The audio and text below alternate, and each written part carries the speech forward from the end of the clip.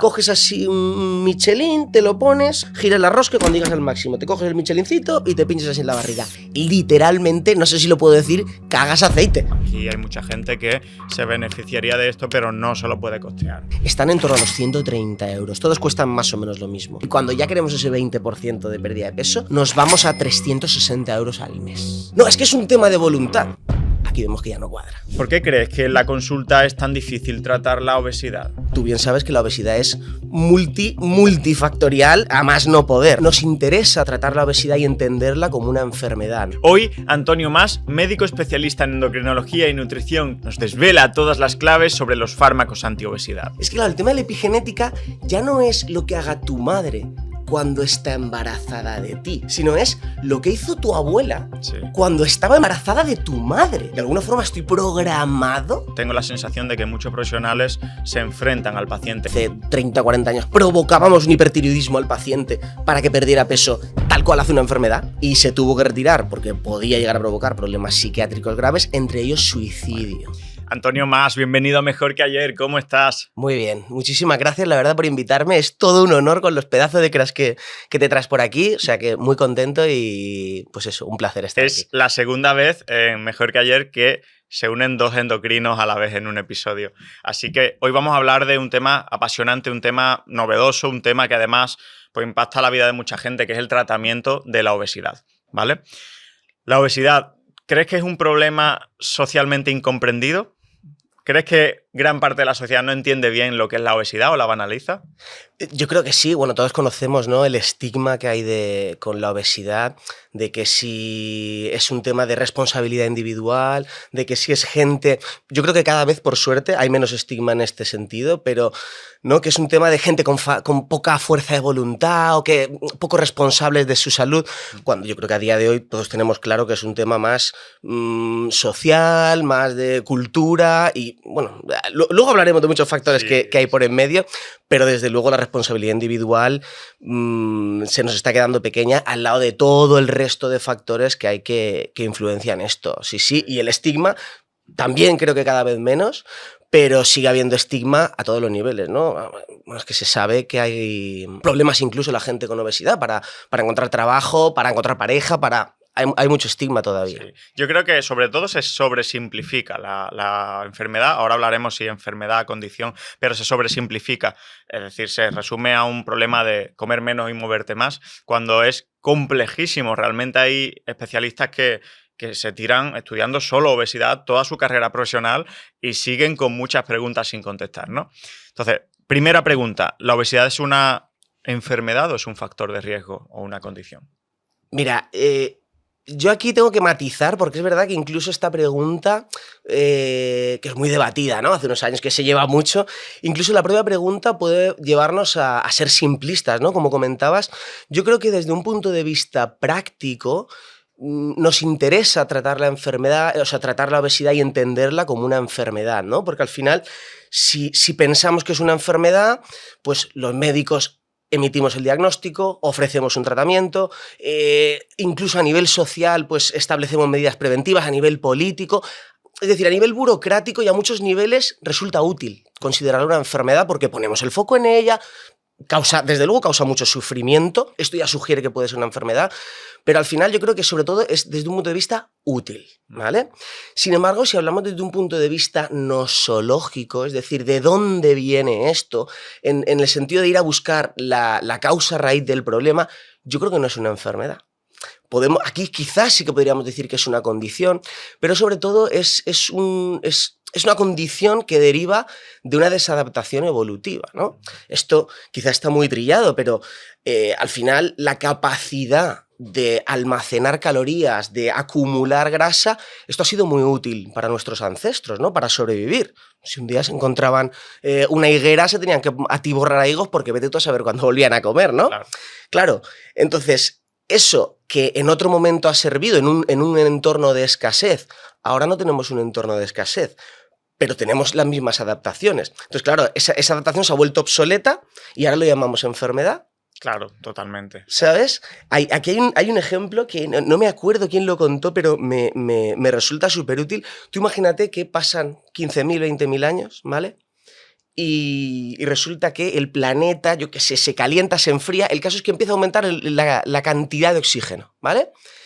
Imagínate que la gente empieza a sufrir, sobre todo la gente que está más fit, que tiene mejor corazón y tal, recibe demasiado oxígeno y empiezan a aparecer complicaciones por exceso de oxígeno, ¿vale? Yo que sea ateromatosis, se oxidan por dentro, lo que sea. Claro, imagínate en ese mismo contexto que empiezan a vivir más años y con mejor calidad de vida la gente que hipoventila, que fuma, que no hace ejercicio. ¿Qué diríamos? Ah, no, es que esta gente tiene una enfermedad que se llama hiperoxigenación. ¿Es una enfermedad? ¿Sabes? Sí. Una buena analogía. Pues desde el punto de vista de que causa problemas, deterioro de la salud, problemas de no afecta la calidad de vida, sí es una enfermedad. Pero si nos vamos a la raíz del problema, pues quizá no es una enfermedad. Una respuesta normal, sí. Claro, y esto, que parece mucho rollo, no es un tema de terminología, decir si es solo una enfermedad y tal, realmente es importante porque si nosotros nos centramos, no, es una enfermedad y tiene una causa concreta, pero no entendemos que detrás hay una causa biológica, quizá nos perdemos y no llegamos a tratar la raíz del problema. Y tú sabes que en medicina, si algo nos gusta, es tratar la raíz del problema. Sí. Si nos perdemos en factores intermedios, es posible que el tratamiento sea menos efectivo. Sí. Y para mí es muy importante reconocer esto porque al final, como digo yo muchas veces, Darwin no hace rehenes. O sea, si tú tienes un problema que es lo que el cuerpo te pide, ¿no? El cuerpo te pide que cuando te encuentres un montón de dulce, que te atiborres de dulce. No, es que es un tema de voluntad. Aquí vemos que ya no cuadra. ¿Sabes? Esto explica muchas cosas y yo creo que nos ayuda también. Una respuesta normal a un entorno anormal, podríamos decir. El hecho de acumular tejido adiposo no es una patología porque es lo esperable cuando hay una disponibilidad de energía. Y es bueno que ocurra así. Entonces, como tú dices, si nos vamos a la etiología, es difícil considerarlo una enfermedad. La enfermedad probablemente sean las consecuencias de la obesidad. Sí, o sea, el aumento de riesgo de determinadas enfermedades y al final la enfermedad que llega a ocurrir, ¿no?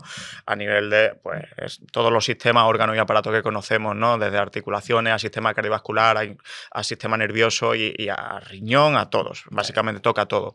Entonces, por resumir, ¿es práctico o puede ser útil medicalizar la obesidad y tratarla como enfermedad? Porque a una enfermedad se le suelen poner más soluciones o se suele trabajar más en dar soluciones a una enfermedad, ¿no?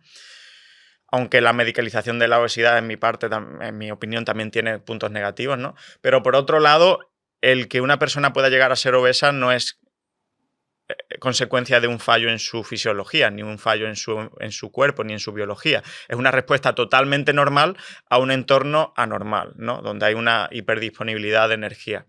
Entonces, como veis, chicos, es un tema bastante más complejo de lo que a priori parece y no es un tema solo de terminología, de llamarla o no llamarla arbitrariamente enfermedad. De hecho, pues hay instituciones científicas que la llaman enfermedad, otras que no. Entonces, es un poco más complejo. ¿Por qué crees que en la consulta es tan difícil tratar la obesidad? Bueno, de entrada es por todo lo que estamos diciendo. Es que Darwin no hace rehenes. O sea, si tú tienes un organismo que fisiológicamente está sano, que pide aumentar de peso, que pide retener grasa, claro, es que eso es difícil de tratar a todos los niveles porque es que es luchar contra la propia biología. Y luego, claro, esto es un poco el tema de raíz, ¿no? Lo que decimos las causas últimas. Pero claro, luego están todas las causas próximas, causas intermedias, ¿no? Tú bien sabes que la obesidad es multifactorial a más no poder. Lo más multifactorial. Lo más multifactorial. Yo tenía uno de los endocrinos senior donde yo me formé en el Hospital del Mar, el doctor Goday, que es especialista en obesidad, Albert Goday. Este decía, cuando empezamos de endocrino, ¿no? Queremos que si la gonadotropina, la TSH, no sé qué. Esto es feedback negativo, superlineal. La obesidad es la enfermedad más difícil de tratar, ¿no? Y aquí, pues, de entrada, nos afecta factores biológicos, factores psicológicos de impulsividad, de respuesta al placer a todos los niveles, factores de medioambientales, pues eso, el ambiente obesogénico, que dentro de esto a su vez hay 1000 factores, que es disruptores endocrinos, que es, bueno, la falta de ejercicio, la nutrición, la dieta que tenemos hoy en día, que si está por ahí en medio de la industria alimentaria. Claro, es que hay muchos factores de por medio. Y yo añadiría que además, ya que dices la dificultad en consulta, que es que la mayoría de factores no obedecen al típico contexto de tratamiento médico, ¿no? De Claro. me rompo un hueso, pues va al trauma y te pone un tornillo. Tengo una infección, va el infectólogo y te pone un antibiótico. Aparte de ser muy complejo, es que no es el típico sistema de tratamiento, ¿no? De hay un problema puntual y lo trato. No, es que hay muchos problemas y a muchos niveles. Claro. Y muchos de esos problemas, sobre muchos de esos problemas no tenemos una acción directa a los médicos. Y eso es la gran dificultad, ¿no? Puedes controlar, pues, con farmacoterapia algunos aspectos, pero no puedes controlar el resto de problemas que ocurren en la casa, en el trabajo, cuando sale de fiesta el paciente, en los entornos en los que se mueve. Lo que tú dices también, hay factores biológicos de impulsividad, de apetencia por dulce, por salado, de apetencia por calorías, de respuesta a la publicidad que tenemos, que es diferente la respuesta a la publicidad entre personas. Entonces, bueno, pues sí, yo también creo que de nuestra especialidad es la enfermedad más difícil de tratar y de abordar. ¿Qué factores poco conocidos por el público incrementan el riesgo de obesidad? Más allá de lo que todo el mundo piensa, que evidentemente pues un desbalance energético. Claro. Aquí me lo pones difícil porque la verdad es que hay muchísimos también, pero te destacaré algunos los que a mí me parecen más interesantes. Uno que me llamó mucho la atención desde el principio es el tema de la epigenética, ¿no? La epigenética, incluso lo que es la parte de la epigenética, se le llama programación fetal también, la epigenética transgeneracional, ¿no? Esto me acuerdo, era yo residente todavía cuando, no me acuerdo, creo que era el jefe de endocrino de Mallorca, un super paper que acababa de sacar, que decía, es que claro, el tema de la epigenética ya no es lo que haga tu madre cuando está embarazada de ti, que eso marca como determinados genes que luego te dará una cierta predisposición a tener más obesidad o menos obesidad, sino es lo que hizo tu abuela cuando estaba embarazada de tu madre. Es decir, cuando tu madre era un óvulo en el vientre de tu abuela, los genes eran unos, ¿vale? Eso está claro, eso no cambian, pero se marcaron de una manera en función del ambiente metabólico al que estuvo sometida, si sufrió sobrenutrición o también desnutrición, eso va a marcar los genes, ya no de tu madre, sino del óvulo del que viene tu madre, y luego, cuando te tenga a ti como hijo, vas a tener mayor o menor predisposición. Ostras, a mí esto me parece increíble, a nivel fisiopatológico es increíble que exista, que lo hayamos descubierto, y luego también un poco desalentador en realidad, ¿no? Porque dices, ostras, de alguna forma estoy programado, ¿vale? Sí. Y aquí sí que me gustaría decir que sí, lo que se programa es una predisposición a tener cierta obesidad o no, igual que puedes tener una cierta predisposición, que esto es otro factor, cuando hay exposición temprana a factores protectores tipo leche materna, ¿no? Sabemos que los niños que les dan leche materna de neonatos tienen cierta protección frente a la obesidad, diabetes, insulinresistencia. En cualquier caso, son cosas muy chulas, ¿no? Nos gusta estudiar, pero al final es una predisposición. O sea, lo digo en el sentido de no desanimar a la gente y decir, ostras, pues mi madre sufre no sé qué problema, esto me lo explica todo. Porque podemos caer en la trampa, ¿no? de autovictimizarnos. Sí, del determinismo. Claro, determinismo y decir, no, pues como yo fui víctima de unos genes así o asá, yo no puedo hacer nada. Bueno, tienes una carga genética que te predispone para una cosa u otra, pero luego te queda todo lo que tú puedes hacer, ¿vale? Luego otro factor interesante, fíjate, yo creo que es más conocido, ya entraría dentro de lo conocido, pero quizá te lo destacaría por lo importante y la poca importancia que le da a la gente en la práctica, es el tema del sueño y más ampliamente de la cronodisrupción, ¿no? De lo que es ya no solo dormir, ¿no? Sino el día-noche, exposición a la luz. También por aquí va un poco el estrés, aunque lo podemos considerar otro factor, pero el tema de no seguir los ritmos biológicos, ¿no? De cuando duermes mal, te cambian las hormonas y cuando te levantas el día siguiente, es que parece mentira, pero te apetece comer diferente. Cuando tú has dormido mal, al día siguiente tienes más apetencia por comida hipercalórica, por comida que resulta placentera y te aumenta los picos de dopamina, ¿no? Te apetece más pues azúcares, cosas muy grasas, alimentos procesados que mezclan las dos. Claro, esto, la gente muchas veces que no consigue perder peso, tú les hablas de dormir bien, es como, bueno, yo mismo, a mí si me lo dices, no, duerme bien. Mira, ¿sabes qué? Comer bien y hacer ejercicio, dormir bien. ostras, no, es que estos factores están ahí también. Sí. Sí. Y hay más, incluso, ¿no? Dentro del ámbito sanitario se conoce, por ejemplo, que muchos fármacos aumentan el riesgo de obesidad, pero quizá el público general pues, no relacione tan directamente los corticoides, por ejemplo, que aumentan mucho el peso. En parte ese aumento de peso es reversible cuando cede el tratamiento, pero bueno, a veces las ganancias de peso son muy brutas en muy poco tiempo. Después hay algunos antipsicóticos también, claro, medicación psiquiátrica que aumenta mucho el peso. El tema de los disruptores endocrinos que todavía, también, bueno, conocemos algunos y ya empezamos a intuir por dónde va la cosa, pero hay muchas cosas que desconocemos.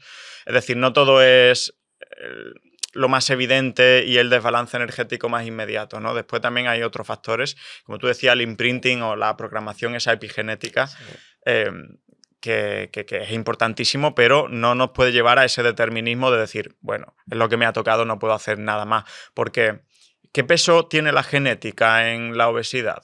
Pues mira, no sabía números y me los he revisado para venir, claro, como buen estudiante. Estudios en gemelos, obviamente, porque esto solo lo podemos sacar de estudios de gemelos. Se supone que la carga genética, o sea, la variabilidad del IMC, la variabilidad del peso, ¿vale?, de una persona, depende entre un 40 y un 60, a veces hasta un 70% de la carga genética. 40-60, digamos, de la carga genética. ¿Vale? Es decir, cuando esto se hace estudios en gemelos, se comparan gemelos idénticos que tienen los mismos genes, pero que han vivido en familias diferentes, y se les estudia su IMC. Entonces, hay un porcentaje de variación en función del entorno, de lo que comen, de lo que dejan de comer, de lo que se mueven, de lo que dejan de moverse, pero luego es que prácticamente la mitad depende de los genes que tuvieron. Es decir, incluso aunque estén en ambientes totalmente diferentes, una familia, ¿no?, que come perfecto, que no entra el azúcar en casa, y otra familia que come lo que le dé la gana, el 50% de su peso obedece a los genes que ya le tocaban de antes. Lo que pasa es que aquí hay una cosa muy curiosa, porque a mí me da la impresión de que muchas veces cuando hablamos de estas cosas, ¿no?, esto lo preguntan muchas veces, o te lo afirman los pacientes. No, es que en mi casa todos tenemos obesidad, ¿no? Pero muchas veces la gente lo dice como atribuyéndolo a un problema de tasa metabólica, ¿no? Es decir, yo tengo obesidad porque mi metabolismo es lento, y entonces haga lo que haga, como poco, pero engorda, ¿no? Típica frase de consulta. Lo curioso es que de este 40-50% de carga genética, más del 80% se debe a genes relacionados con la conducta. Es decir, el grueso de la herencia de la obesidad no lo heredas porque comes poco y entonces aumentas de peso porque tienes un metabolismo lento. Lo heredas porque tienes impulsividad por la comida, y cuando ves comida, esto me pasa a mí, yo cuando queda la última patata voy corriendo a cogerla, porque los circuitos relacionados con el placer, con la dopamina, tienes cierta sensibilidad y necesitas placer, pues a lo mejor en condiciones de aburrimiento, de tristeza, o digamos que te aferras a ese placer de la comida para tapar otras situaciones. También, ¿a qué otro nivel que me resultó súper curioso? A nivel de saciedad, claro, de saciedad y de apetito. Es decir, tú lo que heredas es probablemente un comportamiento, una conducta que te conduce a aumentar de peso, no tanto un metabolismo. Sí, no tanto un problema metabólico de tener una tasa metabólica en reposo baja, o tener pues, una menor termogénesis por el motivo que sea, o tener, sino un código de conducta realmente. Claro. O sea, genes que modifican tu conducta. Es muy interesante y además da para muchas otras preguntas nuevas, ¿no? Porque, claro, ya entramos en si nuestra conducta también está determinada genéticamente, ¿no? Si somos libres o no de seguir una conducta o no seguirla, porque está el dicho de la cabra tira al monte, ¿no? Por algo será, ¿no? Entonces, es verdad que hay personas que modificar su conducta en torno a la alimentación les es totalmente difícil y otra vez se le atribuye la carga de culpa de que, bueno, son vagos, que son irresponsables y tal. Pero cuando vemos a lo que tú acabas de decir, de que en estudios en gemelos, pues esa variabilidad en el peso es atribuida a causas genéticas, pero esas causas genéticas inciden más sobre la conducta que sobre otra cosa, se abren muchas puertas ahí, ¿eh? Es duro, es duro. Es duro de encajar, pero bueno, una vez más, incluso cuando tenemos una predisposición genética a comportarnos de determinadas formas, podemos cambiarla. Podemos cambiar, podemos realmente resistirnos a esa impulsividad o a esa tendencia a seguir una conducta determinada y podemos desarrollar nuevos hábitos, ¿no? Al final, el ambiente, yo siempre soy de la opinión, tú lo sabes, de que el ambiente casi siempre se antepone a la genética, o digamos que la modula. Y entonces, bueno, que siempre hay salida, ¿vale? ¿Un hipotiroidismo puede generar por sí solo obesidad? Esto es conflictivo decirlo, pero desde luego que no. O sea, Yo creo que no. vale. No. Al final, el hipotiroidismo, no hay estudios sobre el tema, ¿eh? Porque esto es una pregunta. Es típico, yo que intenté en algún momento también hacer divulgación, es una pregunta que buscas y rebuscas. No hay ningún estudio centrado en el tema. Y lo que nos dicen algunas guías, esto creo que lo saqué de la guía americana, que el hipotiroidismo en teoría te puede hacer engordar 4 o 5 kilos. ¿Vale? Que en teoría también, cuando recuperes el estado hormonal normal, ¿no? Te falta hormona, te la tomas en pastilla y recuperas un estado hormonal normal, eso te ayudaría a recuperar otra vez tu peso. Claro, aquí lo que pasa es que yo lo que entiendo, ¿no? Porque mucha gente realmente, esto es lo que nos dice la teoría y lo que nos dicen incluso, sí, lo que ven los estudios, aunque no se enfoquen directamente en eso. Pero luego es verdad que en la práctica muchos pacientes dicen, no, yo he engordado por el hipotiroidismo y todo me viene del tiroides. Entonces, claro,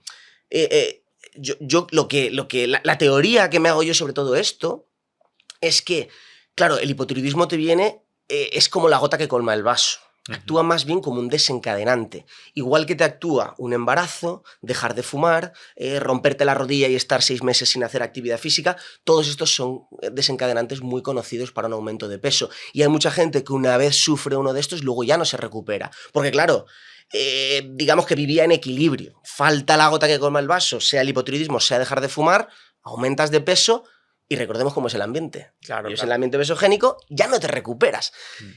¿Eso es todo culpa del hipotiroidismo? Yo lo trataría más bien como un desencadenante, no como la causa raíz de todo. Y volviendo a lo anterior, también habría que distinguir, ¿no?, qué es consecuencia de la reducción en gasto energético derivado del hipotiroidismo no tratado y qué es consecuencia del cambio en la conducta de esa persona por tener un hipotiroidismo no tratado. Es decir, a nivel de mayor fatiga, mayor astenia me muevo menos, a nivel de más irritabilidad y busco pues, un alimento que me refuerce, también es interesante. De esos 4 o 5 kilos probablemente no todo era grasa, ¿no? Hablamos de que mucho es agua, ¿no? Sí, en teoría el hipotiroidismo retiene el líquido, vamos, es que te diluye por dentro y también provoca estreñimiento. O sea, al final el peso siempre es una medida muy a grosso modo, hablamos de peso, pero es una forma de hablar. En realidad, el hipotiroidismo, supongo que la mayoría será líquido, parte de grasa, y también es verdad que la parte líquido será seguramente esa parte que es más fácil de recuperar, ¿no? En cuanto recuperes el estado hormonal, pues esos 2-3, no son 2-3 kilos, son 2-3 litros Sí, que sí. pierdes. Vale. ¿Qué enfermedades por sí solas causan obesidad? Pues, por ejemplo, un síndrome de Cushing, como digamos enfermedades a nivel hormonales, que incluso cuando nos llega a la consulta un paciente con una obesidad grave, es obligatorio descartarlas. Las dos más típicas serían el síndrome de Cushing, que es un exceso de cortisol. Típicamente suele haber... La causa más frecuente es por tomar corticoides de forma exógena, ¿no? Tomas medicación por cualquier motivo y eso te lleva a aumentar de peso. Obviamente eso sabemos que la causa existe porque te estamos dando los fármacos, no tiene mayor complicación diagnóstica. Pero luego también puede ser que tú tengas un tumor productor de corticoides. Un síndrome de Cushing por una enfermedad de Cushing, que sería un tumor a nivel de la hipófisis, o por un tumor a nivel suprarrenal. El caso es que te esté fabricando cortisol y eso te lleva a aumentar de peso. Te lleva a aumentar el apetito, te lleva a aumentar de peso, también a retener líquidos. Luego el hipotiroidismo, esta sería la otra gran causa a descartar de cuando nos enfrentamos a una obesidad grave. Y luego también hay enfermedades genéticas. Pero claro, esto supone poco reto diagnóstico en el sentido de es que los niños nacen con esto, ¿no? El más típico es el síndrome de Prader-Willi, ¿no? Que tienen, es una enfermedad genética que asocia muchos problemas, pero a nivel de obesidad lo que tienen es un apetito infinito, es decir, no consiguen saciedad, coman lo que coman. Sí. A veces también he visto utilizar GLP-1, que ahora entramos en esos fármacos en Prader-Willi, muy interesante. Pero claro, son niños que ya tienen obesidad muy acentuada desde muy pequeños, ¿no? Lo cual ya nos tiene que llevar a encendernos la bombilla de aquí puede haber algo más, ¿no?, que un ambiente, porque la exposición al ambiente de un niño de 1 año y medio es 1 año y medio. Bien. En cuanto a tratamiento para la obesidad, lo primordial es el estilo de vida. Eso lo tenemos todos los médicos, ya no endocrinos, sino todos los médicos, todos los sanitarios, todo el que se dedique a la salud, muy claro. Pero antes damos las gracias a Yacen, el patrocinador de este vídeo. Yacen nace en Suecia, es un servicio de salud centrado en el tratamiento de la obesidad que además dispone de personal sanitario cualificado y experimentado. Es un servicio completamente digital, dirigido por el equipo médico y que cuenta con todas las herramientas necesarias para cambiar tu estilo de vida, que ya sabes que es lo principal, lo fundamental en obesidad. ¿Cómo funciona? Pues es muy sencillo. Descargas la aplicación y accedes a una suscripción que incluye las pruebas de laboratorio y las consultas con médicos, enfermeras, nutricionistas, psicólogos y entrenadores personales. El personal médico tiene amplia experiencia con el uso de fármacos análogos del receptor de GLP-1, que son el eje central de este episodio. La atención al paciente en Yacen es continua y muy estrecha y responden normalmente en un máximo de 24 horas a tus dudas y problemas. Para poder acceder al servicio solo necesitas ser mayor de edad y tener un índice de masa corporal superior a 30 o superior a 27 si además sufres de otros factores de riesgo cardiovascular. Si te interesa y eres seguidor de este canal, tienes un 50% de descuento durante los 3 primeros meses con el código YACENBORJA. Ahora continuemos con el episodio. Nutrición, sueño, cronodisrupción, ejercicio físico, actividad física y, bueno, manejo del estrés, podríamos decir también, ¿no? Pero, ¿cómo se le ayuda a una persona que no está dispuesta a cambiar su estilo de vida? Ah, amigo. Esta pregunta es realmente muy buena porque es la realidad de lo que nos encontramos. O sea, al final es el caso más frecuente que vemos en consulta. Realmente cuando en consulta ya hay un cierto filtro, ¿no? Porque la gente que llega hasta un endocrino es porque tiene alguna intención de cambiar. Pero luego la realidad es que es más un deseo, ¿no? Que una intención real, que una intención de poner cierto esfuerzo y de hacer cambios efectivos, ¿vale? Entonces, yo lo que le diría a un paciente que quiere, o a un endocrino que me pregunta, ¿no? ¿Cómo puedo perder peso o mejorar mi salud en relación al peso si no quiero o no puedo cambiar mis hábitos? Es que realmente no puedes. No puedes. Entonces, lo que hacemos en estos casos, digamos, estaríamos en una fase previa de tratamiento. Tendríamos que empezar a concienciar al paciente y estudiar cuáles son esas barreras al cambio. Es decir, doctor, yo quiero perder peso, pero vale, tienes que comer menos. Uy, no puedo porque como en el trabajo y como lo que hay. No, los fines de semana, no, es que los fines de semana como en casa de mi suegra y mi suegra me pone unos platos gigantes y luego viajo mucho por trabajo. ¿Y ejercicio? No, ejercicio no puedo porque es que viajo mucho, no tengo tiempo por las tardes, los niños, no sé qué. Vale, pues entonces no puedes mejorar. No, pero alguna cosa, algo tendré que hacer. Vale, vamos a intentar superar estas barreras. Entonces estamos todavía en un paso previo. Hay que hacer ver al paciente que es posible, por pequeño que sea, hacer algún cambio, y esos cambios pasan por enfrentarse a esas barreras que te limitan. O sea, todavía estamos mucho antes de empezar a mejorar la dieta o de comer menos calorías de las que gastas, todo esto. Sería estudiar las barreras al cambio, empezar a solucionarlas una a una, también va muy bien desgranarlas. No ver todo como un gran problema, sino como pequeños problemas a tratar. Estudiar las barreras al cambio, empezar a tratarlas una a una y luego reducir las expectativas, ¿vale? Hacer ver al paciente que quizá con un poquito ya puedes obtener un beneficio suficiente. Pero aquí lo más importante, esto te lo digo sobre todo porque hay estudios que nos dicen que perdiendo de un 5 a 10% del peso, esto es una cifra clásica, la mejoría en la salud es probablemente ya del 80% de lo que puedes mejorar. Entonces, es lo de la famosa ley de Pareto, ¿no? Con ese primer aporte de pequeños cambios, el beneficio va a ser increíble. Entonces, pues tenemos que hacer entender al paciente que con pequeños cambios puede obtener grandes beneficios y hacerle ver cuáles son las barreras, ¿no? Detectar en común cuáles son esas barreras que hay que eliminar. Sí, y ¿vale? También hacerle entender que no tiene que cambiar todas las barreras a la vez, porque eso es algo que agobia mucho. Una persona que tiene un mal estilo de vida no puede intentar cambiar 10 aspectos de su estilo de vida a la vez. Empezar a entrenar, empezar a hacer 12.000 pasos al día a la vez que deja de cenar lasaña y comer ensalada y a la vez que medita por la mañana. No, eso es la receta para el fracaso realmente, porque cambiamos de forma lenta y cambiamos de forma más progresiva, más, digamos, más en serie, ¿no? Cambiamos una cosa, cuando ya se hace hábito, dejamos de pensar en esa cosa y pasamos a la siguiente, se hace hábito, pasamos a la siguiente. Claro. Salvo que haya un choque en la vida de una persona muy grande, tipo separación, tipo enfermedad grave, tipo... Esas cosas suelen acarrear cambios radicales, pero en una persona que no, que tiene un problema de obesidad, quiere cambiar y tiene un mal estilo de vida, empieza por una cosa, consigue eso. Cuando estés cómodo con eso y no te suponga una carga, pasa a otra, ¿no? Y sobre todo también la expectativa del tiempo, porque algo que se gesta en 30 años no puede cambiarse en 30 días.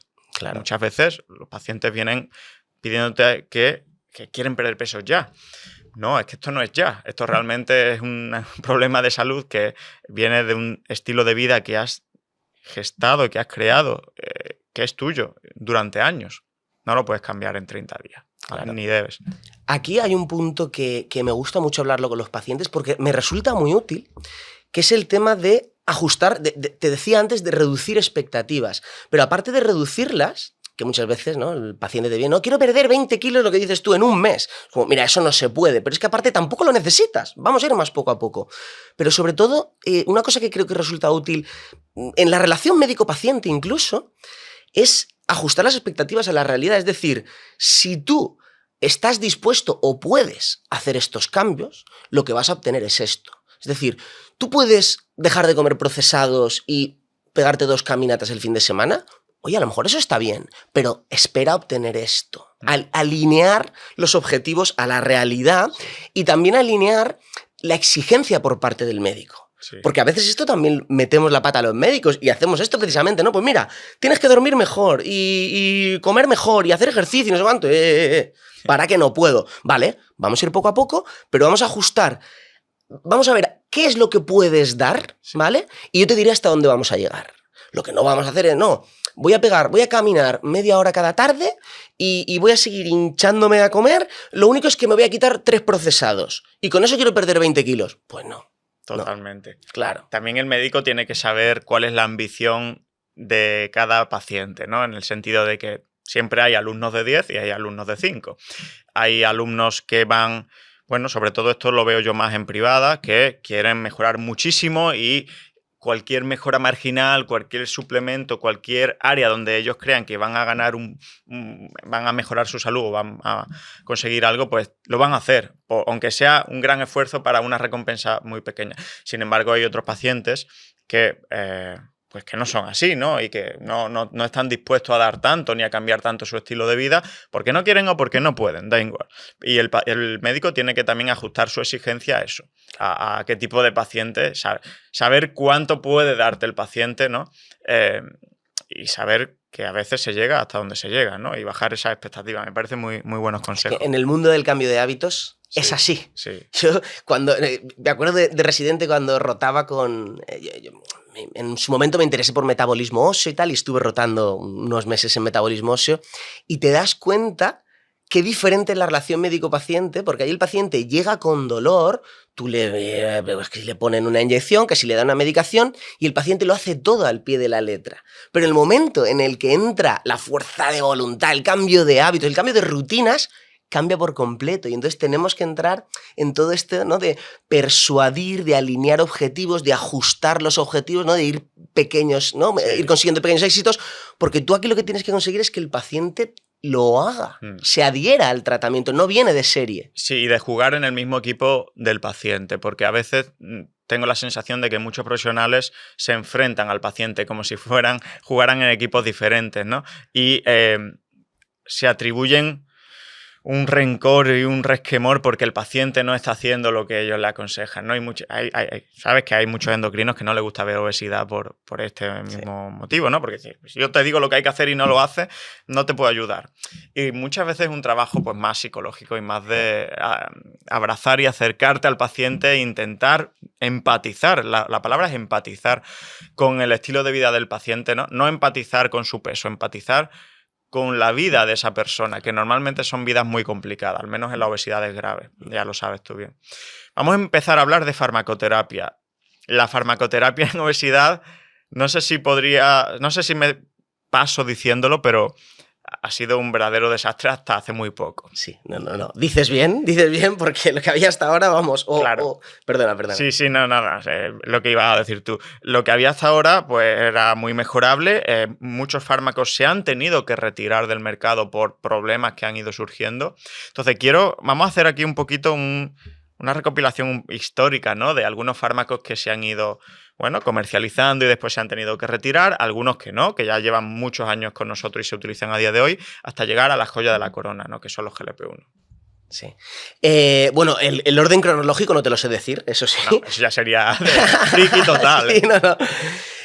Pero, bueno, al final, por empezar un poco con un resumen, con una vista panorámica de toda la farmacología, lo que ha pasado principalmente con todos es, o bien que se han tenido que retirar por efectos graves, algunos incluso que ahora nos parecen barbaridades, ¿no? Como hace 30 o 40 años que se daba hormona tiroidea para perder peso, ¿vale? O sea, provocábamos un hipertiroidismo al paciente para que perdiera peso tal cual hace una enfermedad.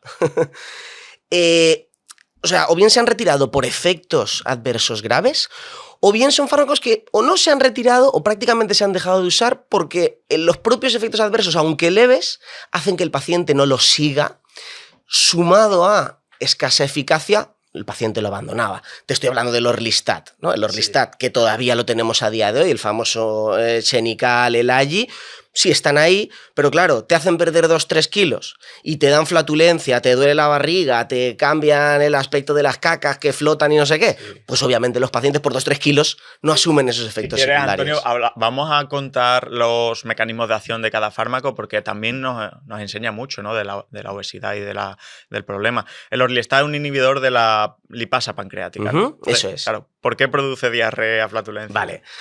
El Orlistat, como bien dices, es un inhibidor de la lipasa pancreática, que es pues, uno de los jugos digestivos, de las enzimas digestivas, encargado de digerir la grasa. Claro, si tú no digieres la grasa, no la puedes absorber. Tu intestino no es capaz de absorber un bloque de grasa completo, sino que primero la tiene que digerir. Entonces, pues esa grasa que no digieres, esas calorías que te ahorras y luego las pierdes con la defecación. Pero claro, literalmente, no sé si lo puedo decir, cagas aceite. Cagas grasa. Cagas aceite, claro, con el Orlistat. Entonces, claro, ya no es solo una cuestión de aspecto, que seguramente también quede bastante feo, sino es una cuestión de que esa grasa provoca molestias, ¿no? Provoca flatulencias, provoca diarrea, que en casos graves puede llegar a ser una verdadera incontinencia. Claro, tú para perder 3 kilos no vas a, en medio del trabajo, salirte corriendo y vete tú a saber si llegas al baño, ¿no? Sí. Claro. Y luego, este es el motivo por el que estos fármacos, aun estando comercializados, yo creo que prácticamente ningún médico los receta, y aunque los recetes, prácticamente ningún paciente los quiere, porque 2-3 kilos para que me siente tan mal, aunque sea leve, aunque sean, digamos, efectos secundarios a nivel de pronóstico leves, no valen la pena. Y luego tenemos el efecto secundario grave, teórico, supongo, porque la gente no aguanta tanto tiempo con Orlistat, que te pueda llegar a provocar malnutrición, ¿no? Las vitaminas liposolubles, A, D, K, ¿no? Que van en la grasa y si no absorbes grasa, pues no las absorbes. Eso es. Esas vitaminas son grasa, con lo cual no las puedes absorber, ¿vale? Esto en cuanto a el Orlistat. Luego, si quieres, podemos hablar de fármacos más antiguos. Por ejemplo, la fentermina. Fue de los primeros, ¿no? Yo creo que sí, y aún sigue. La fentermina en España, ¿no? Creo que se aprobó en el 59. Pues fíjate, sí, es de los más antiguos. Pues la fentermina en España seguro que no la tenemos. En Europa no sabría decirte, no sé si quizá tú lo sabes. No sé si está, no sé si está aprobada como tratamiento para la obesidad.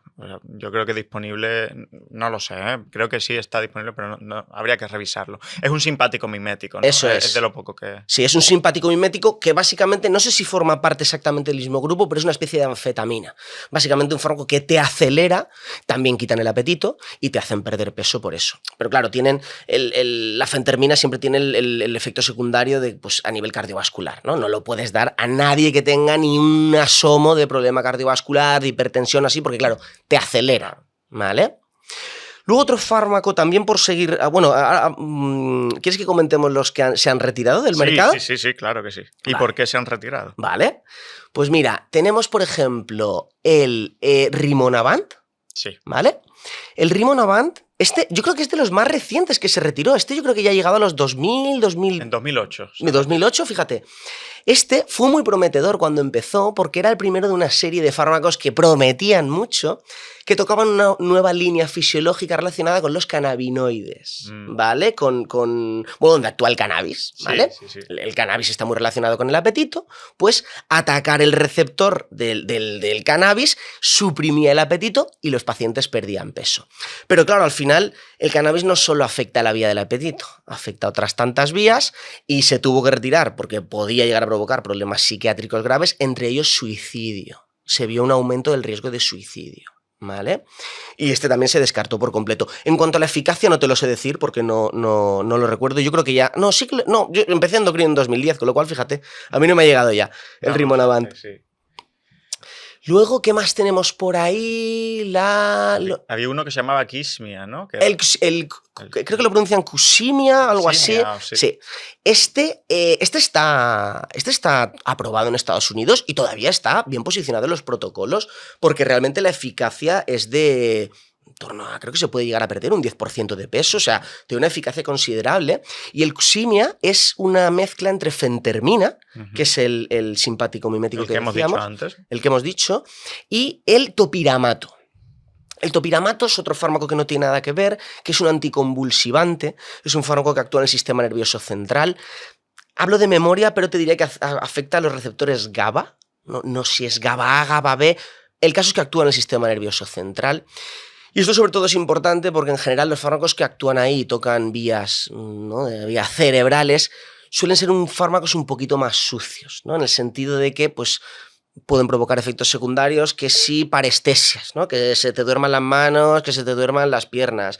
Pueden provocar efectos secundarios también de, bueno, incluso trastornos psiquiátricos, problemas del sistema nervioso central. ¿Qué otros fármacos tenemos por ahí? Hay uno que no sé si te acuerdas, que era bupropion naltrexona. Sí, que este también está todavía aprobado en Estados Unidos dentro de los protocolos. Este es de segunda línea. Es verdad que en Estados Unidos, fuera de los GLP-1, que luego lo comentaremos, que ha sido como la gran revolución, el Cusimia, la fentermina topiramato, es como la elección. Sin embargo, el bupropion naltrexona es un poquito menos eficaz. Este a lo mejor te ayuda a perder en torno a un 4 o 5% de peso, con lo cual es de segunda línea. Pero este también es interesante, el mecanismo que decías tú para aprender, porque de nuevo actúa por otro lado completamente distinto. Este mezcla, bueno, creo que se llama Contrave, sí. Lo que mezcla es el bupropion, que es un antidepresivo, con la naltrexona, que es un agonista de los receptores cannabinoides, de la heroína. Sí, los opioides. Opioides, que no me salía, sí, eso es. Es antagonista del receptor de los opiáceos, de los opioides.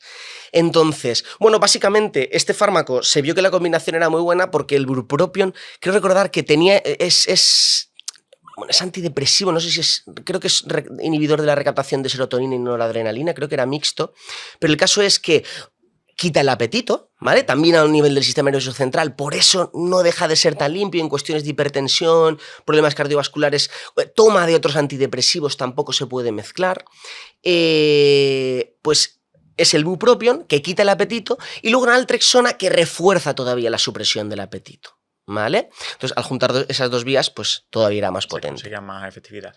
Eso Bien, es. Bueno, lo que vemos es que, primero, tocando diferentes teclas se puede llegar a conseguir un efecto antiobesidad.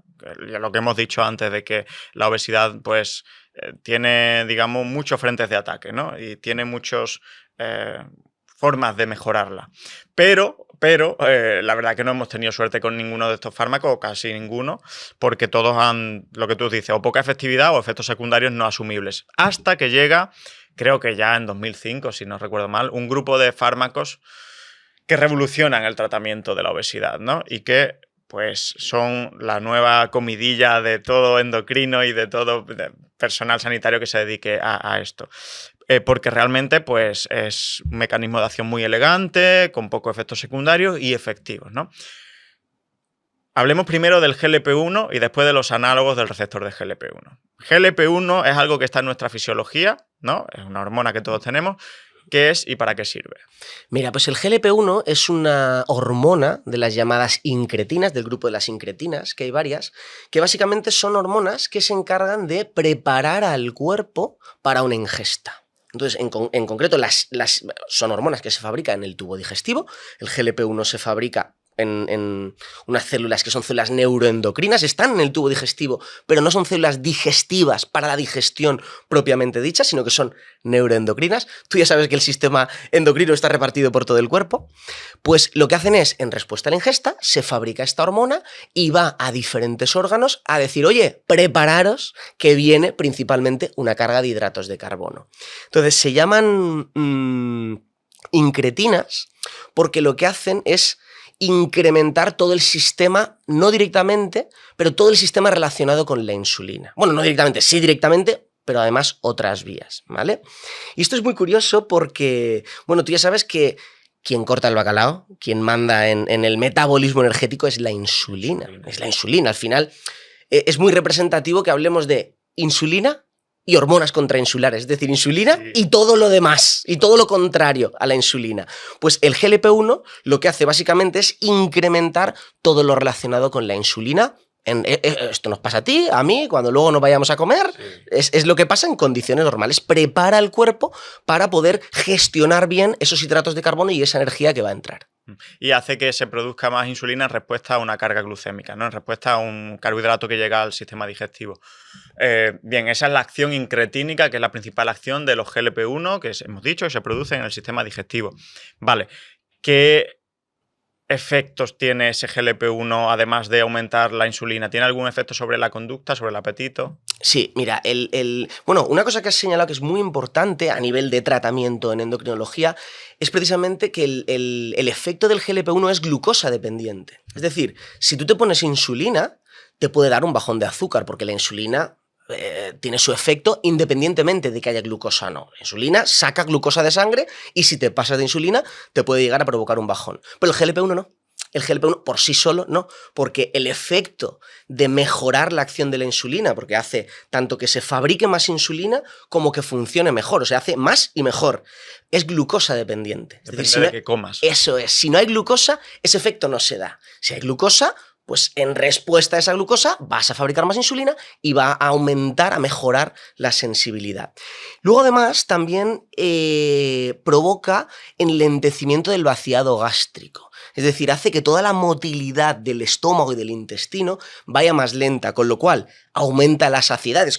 Cuando acabas de comer y te quedas lleno, eso en parte es porque el estómago está parándose para que te dé tiempo a hacer la digestión. Pues el GLP-1 potencia esta vía y es por eso se piensa que es una de las principales vías por las que provoca la saciedad, además del efecto también directamente en eje intestino-cerebro, también afecta directamente al cerebro. Al cerebro, neuronas hipotalámicas que también generan saciedad. Pues todos estos mecanismos fisiológicos son los que después nos llevamos a la farmacología e imitamos con los análogos del receptor de GLP-1, que no son más que llaves que imitan la acción de ese GLP-1 natural, pero además con diferencias que son útiles, por ejemplo, durante un tiempo mucho más prolongado, ¿no? Eso es. ¿Y este GLP-1 natural está reducido en personas con diabetes tipo 2 y obesidad? Sí, se ha encontrado, vamos, invariablemente en todos los estudios, las personas con diabetes y obesidad ya no solo tienen alterado el GLP-1, sino la respuesta al GLP-1 y el vaciado gástrico, Bueno, al final, claro, es que aquí no se sabe si es antes el huevo o la gallina, ¿no? Porque dices, las personas con obesidad tienen alterados todos estos mecanismos intermedios, ¿no? Pues, por ejemplo, tengo menos GLP-1, con lo cual me sacio menos, con lo cual engordo más. Claro, eso te lleva a engordar y eso te lleva a que estos mecanismos funcionen peor. Entonces, al final es un círculo vicioso, ¿no? Cuando estos mecanismos funcionan mal, tú tiendes a engordar, pero cuando engordas estos mecanismos funcionan mal. Entonces, al final es toda la vía metabólica, ¿no? Realmente es una cosa natural, ¿no? Que tú en respuesta cuando comes, pues el estómago vaya más lento para darte tiempo a digerir, que fabriques más insulina para que gestione mejor los hidratos de carbono. Al final toda la vía está estropeada y lo que dices en diabéticos y en personas con diabetes y en personas con obesidad está muy alterado está todo. Reducido. ¿Hay alguna forma de aumentar el GLP-1 natural sin fármacos? Claro, es un poco, te lo he dicho así porque es un poco lo mismo, ¿no? No sabemos qué es antes el huevo o la gallina, ¿no? El caso es que cuando mejora, si tú pierdes peso, todo esto mejora. Entonces, claro, ¿hay alguna forma de mejorar el GLP-1 de forma natural? Todo lo que te lleve a perder peso. Si tú, por ejemplo, tomas más fibra, más proteínas que retrasan el vaciado gástrico, eso da tiempo a que tu respuesta de GLP-1 mejore. Estás ralentizando el vaciamiento gástrico y eso se correlaciona con perder peso y hace que tu GLP-1 mejore. Si parece que hay algún estudio que también en ayunas se ha visto que puede incrementar este efecto. Hacer un poquito de ayuno. Digo. Hacer un poquito de ayuno. Parece que también hay micronutrientes, ¿no? Que saludables, que si los ácidos grasos de cadena corta, que si alimentos fermentables o fibra que sea fermentable. O sea, fermentables, no decía fermentados o fibra fermentable. Claro, todo esto ya se correlaciona con la pérdida de peso. Entonces, al final tratas bien a tu tubo digestivo, ¿no? Tu nutrición, tu biología, y este sistema mejora. ¡Qué casualidad! Claro. Entonces, no podría decirte, no me atrevería a decir que hay algo que selectivamente mejore de forma natural el GLP-1, sino que es que mejora el sistema, mejora todo el sistema GLP-1. Sí, súper interesante. Es decir, perdiendo peso y mejorando tu metabolismo vas a incrementar la producción endógena de GLP-1, pero también dando GLP-1 de forma artificial con fármacos vas a perder peso y mejorar tu metabolismo. Entonces son dos caminos que se chocan, dos caminos bidireccionales, ¿no? ¿Cómo generan esa sensación de saciedad? Si quieres, ya lo has dicho, pero profundiza un poquito en por qué nos sentimos saciados con los GLP-1. Pues mira, realmente no lo sabemos todavía a ciencia cierta. Esto sí lleva ya 10-15 años, pero es que esto es poco realmente a nivel de medicina. El principal mecanismo que se piensa es el tema del vaciado gástrico. Ralentiza mucho el vaciado gástrico, que luego hablaremos de que esto también es un poco la fuente de los efectos secundarios. Hay quien dice que son efectos secundarios o primarios, ¿no? Porque si el vaciado gástrico te hace comer menos, aunque te lo dé luego un poco de molestias, ¿es malo o bueno? No lo sabemos. Pero en cuanto al, digamos, el origen o el mecanismo por el que aparece la saciedad, parece que es principalmente el vaciado gástrico y luego por la acción en el centro del hambre, ¿no? Que sabes que es en el hipotálamo, es donde están todos los péptidos, neurotransmisores relacionados con el apetito, pues afecta directamente al hipotálamo, tanto por vía neurológica directa como por vía hormonal, ¿no? Al final, bueno, es que el eje intestino-cerebro no podemos hablar de que sea solo hormonal o solo neurológico porque van de la mano. Pero los dos principales mecanismos serían estos. Vale, bien. Vamos a hacer un repaso de las moléculas análogos del receptor de GLP-1, desde la más antigua a la más novedosa, ¿no? Que seguro que esa sí te la sabes muy bien porque es de diario, las has usado todas, esas sí las has usado todas o casi todas, ¿no? Venga, empezamos por la que tú quieras. Bueno, pues ya que has dicho de por el principio, los primeros que salieron, que fueron una revolución, pero todavía no intuíamos hasta dónde iba a llegar la cosa, fueron el lexenatide y el lixisenatide, que estos lo que tenían de peculiar es que estos vienen no vienen del GLP-1 humano. Estos vienen de una molécula que se llama la exendina 4, que es una molécula muy similar al GLP-1, y se sintetizaron a partir de esta. Entonces, bueno, el efecto en esencia era más o menos el mismo, pero es verdad que la vida era un poquito menor, tanto en pérdida de peso como en control de la glucosa, y sobre todo tenía una vida media mucho más corta. Eran fármacos que incluso se tenían que poner 2 veces al día. ¿Vale? Entonces, bueno, estos fueron los primeros, estos allanaron el camino y a partir de ahí, si no me equivoco, diría que todo el resto de GLP-1s, que tenemos unos cuantos ya sí que todos derivan del GLP-1 humano. ¿Vale? Ya es ingeniería genética, pues se coge a partir de la molécula humana y a partir de ahí se modifica, como comentabas, pues para que farmacológicamente nos ofrezca beneficios adicionales, ¿no? Pues oye, se le pone una albúmina aquí, se une el GLP-1 humano con una molécula de albúmina. Se va liberando más despacio. Para que se libere más despacio, de forma que tú te lo pinchas un día a la semana y tienes efecto GLP-1 una semana. Porque no lo hemos dicho, no lo recuerdo bien, pero la acción del GLP-1 fisiológico era muy corta, ¿no? Es muy corta, sí. No te lo sé decir de memoria, pero deben ser minutos u horas. Claro, toda la saciedad postprandial no depende de GLP-1. Hay otros péptidos. Hay el ACTK, el péptido I, muchas hormonas. Claro. No tenemos ninguna de estas hormonas todavía a nivel farmacológico, pero volvemos a lo de siempre. El tema es más complejo, ¿no? Pero, claro, al final piensa que esto está preparado para ser una respuesta inmediata. O sea, tú comes, el GLP-1 sale, oye chicos, páncreas, prepárate, que viene, hígado, tú también, ya sabes que tienes que captar glucosa. Va haciendo su trabajo, que al final es ser mensajero, decir a todo el mundo que se prepare, pero luego termina el mensaje. Es como, vale, ya hemos terminado, chicos, apagad el tema. Se elimina el GLP-1 y se para de hacer la función, ¿vale? Entonces, hemos dicho del exenatide y el lixisenatide. El siguiente que salió, que podemos decir que ya es cuando nos dimos cuenta de que aquí había mucha tela que cortar, fue el liraglutide. El liraglutide, bueno, recordemos que estos fármacos inicialmente entraron en la farmacopea de la diabetes. De la diabetes tipo 2. Son fármacos que, al final, la función principal del GLP-1 es regular el metabolismo de los hidratos de carbono, ¿no? Es preparar al cuerpo para recibir los hidratos de carbono, no saciarte para perder peso. Entonces el liraglutide, salió, yo creo que también sería, pues, salió cuando yo era residente, salió dentro de 2010, poco antes, poco después. Fue una verdadera revolución porque, claro, en diabetes nos encontramos que muchos de los fármacos que ayudan a mejorar la diabetes tipo 2 aumentaban de peso. Entonces, claro, una enfermedad que está causada por el aumento de peso y que al tratarla provocamos más aumento de peso. Habla de las sulfonilureas, por ejemplo. O la propia insulina. O la insulina. Imagínate la faena, claro. Claro, luego tenemos algunos fármacos que era lo mejor que teníamos hasta entonces, son neutros con el peso, ¿no? La famosa metformina. Pero va y de repente nos llega el liraglutide, que resulta que no solo es que no te aumente de peso, sino es que aparte te hace perder 3, 5, 6 kilos. Pero es que resulta que cuando damos el liraglutide a dosis más altas, resulta que ya te hace perder una pérdida de peso significativa que ya no solo es útil para tratar la diabetes, sino es que ya es tan importante que ya es útil para tratar la obesidad.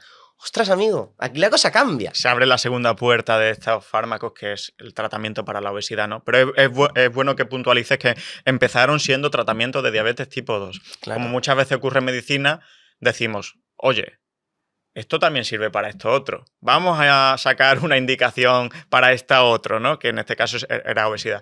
Y ahora mismo pues se usan tanto para... Bueno, yo diría que se usan ya cada vez más para obesidad, aunque se usan para diabetes tipo 2 por supuestísimo, pero que la investigación y los nuevos están casi ya más orientados a obesidad, que también es lo más rentable, entiendo, a nivel de farmacéutica, porque obesidad, el 20% de la población, grosso modo, tiene obesidad, ¿no? Claro. Lira, vale. Después el dulaglutide también apareció, ¿no? El dulaglutide, sí. Bueno, espérate, porque el liraglutide merece una mención especial, porque claro, fue el primer fármaco. Aquí tuve la suerte de estar cuando presentaron el famoso estudio LEADER en la ADA. Claro, era el primer estudio a largo plazo con variables duras. Sabes que en medicina hablamos de variables blandas cuando es un fármaco que mejora el colesterol. Sí. Muy bien, es importante porque entendemos que mejorar el colesterol o hacerte perder peso te ayudará a morirte menos. Esos son variables intermedias, pero las variables duras, las que nos gustan, las que hacen que un fármaco sea importante... Infarto, ictus. Claro, que el fármaco ya no solo me demuestre que baja el colesterol, sino que baja el colesterol y además me hace vivir más años, ¿no? Me reduce la mortalidad. Pues en el estudio LEADER fue el que se demostró, creo que era en torno a un 12, 13... algo menos del 15% de reducción del riesgo de muerte. Por supuesto, bajando peso, mejorando hemoglobina glicosilada, que es un parámetro para valorar el control del azúcar en pacientes con diabetes. Y claro, esto fue la verdadera revolución, porque ya no solo era un fármaco que mejore la diabetes, que mejore el control metabólico del azúcar, sino es que si controlamos la del azúcar con esto y controlamos el azúcar con GLP-1, me voy a morir menos controlándolo con GLP-1. Y aquí es cuando se dijo, ostras, pues esto es importante. Sí. Claro. Entonces, bueno, esto fue el liraglutide, que luego lo han demostrado los demás y parece que es, quizá no todos, pero parece que puede ser un efecto de clase, ¿no? Luego empezaron a salir, el siguiente que salió, yo creo que fue el albiglutide salió, pero se retiró, creo que no llegó ni a comercializarse. Yo desde luego no lo llegué a poner. Creo que lo retiró la propia casa comercial, ¿no? Porque no era como suficiente competencia. No pasaba nada malo, pero no era como suficiente competencia. Y luego el siguiente que salió importante fue el dulaglutide, que es a nivel de marca comercial es el Trulicity. El Trulicity, Que este también ha demostrado reducción en outcomes duras, básicamente a nivel de infartos, ictus y demás. Mortalidad no ha demostrado que reduzca. Entendemos que por cuestiones estadísticas, que probablemente sí, pero de momento no lo ha demostrado, pero sigue siendo un fármaco bueno. Y lo que tiene de peculiar, a mí lo que me gusta mucho de este es el dispositivo. Me lo han pedido algunos pacientes. Es fácil de usar, cómodo y demás, ¿no? Que tiene la aguja escondida. Son fármacos, que no lo hemos comentado, pero que se inyectan la mayoría. Y no sé qué sistema han hecho, la aguja está como escondida en una especie de tapón de plástico y al clicar la aguja sale, pincha y vuelve a esconderse. Entonces no lo ven. Y a mí esto me lo ha llegado a pedir algún paciente como el que no lleva aguja. Fobia a la aguja, ¿no? Sí. Que es muy frecuente la fobia a la aguja. Sí, parece mentira. Sí. Pero hay que recordar también que el Trulicity, el dulaglutide, no está aprobado para obesidad en España, ¿eh? Se utiliza en diabetes, se puede utilizar para obesidad como fuera de guía y entendiendo que no tenemos las dosis adecuadas, ¿eh? Porque esto no lo hemos comentado, pero los efectos sobre el metabolismo de los hidratos de carbono aparecen con dosis mucho más bajas que los efectos sobre el peso. La respuesta es dosis dependiente. A mayor dosis, más pérdida de peso. Si te pasas de dosis, pues ya llega un momento en el que los efectos secundarios, claro, no son tolerables, con lo cual tenemos que ajustar hasta conseguir la dosis óptima. Pero lo que pasa con estos fármacos que no están aprobados para el uso de peso es que no tenemos las dosis altas en España. Claro. Este es en cuanto al dulaglutide, que por cierto también era el que va unido al Búmina. El truquito farmacológico que utilizan para que dure más tiempo. Este ya se usaba semanal. Este es semanal, eso es. Semanal. Es verdad que no lo hemos comentado, el liraglutide es diario. Eso. El liraglutide se pincha a nivel diario y la novedad que tenía, aparte del dispositivo molón, era la vida media. Súper cómodo, ¿no? Te pinchas una vez a la semana, mejora el azúcar un montón, te pierdes algo de peso, otra semi-revolución. Y luego el que ha llegado, este es el más famoso, yo creo que es el que ha llegado más a nivel de la calle, es el semaglutide. Que el semaglutide, que es el famoso Ozempic, que es realmente Ozempic es a dosis bajas para diabetes y el Wegovy es a dosis altas para obesidad.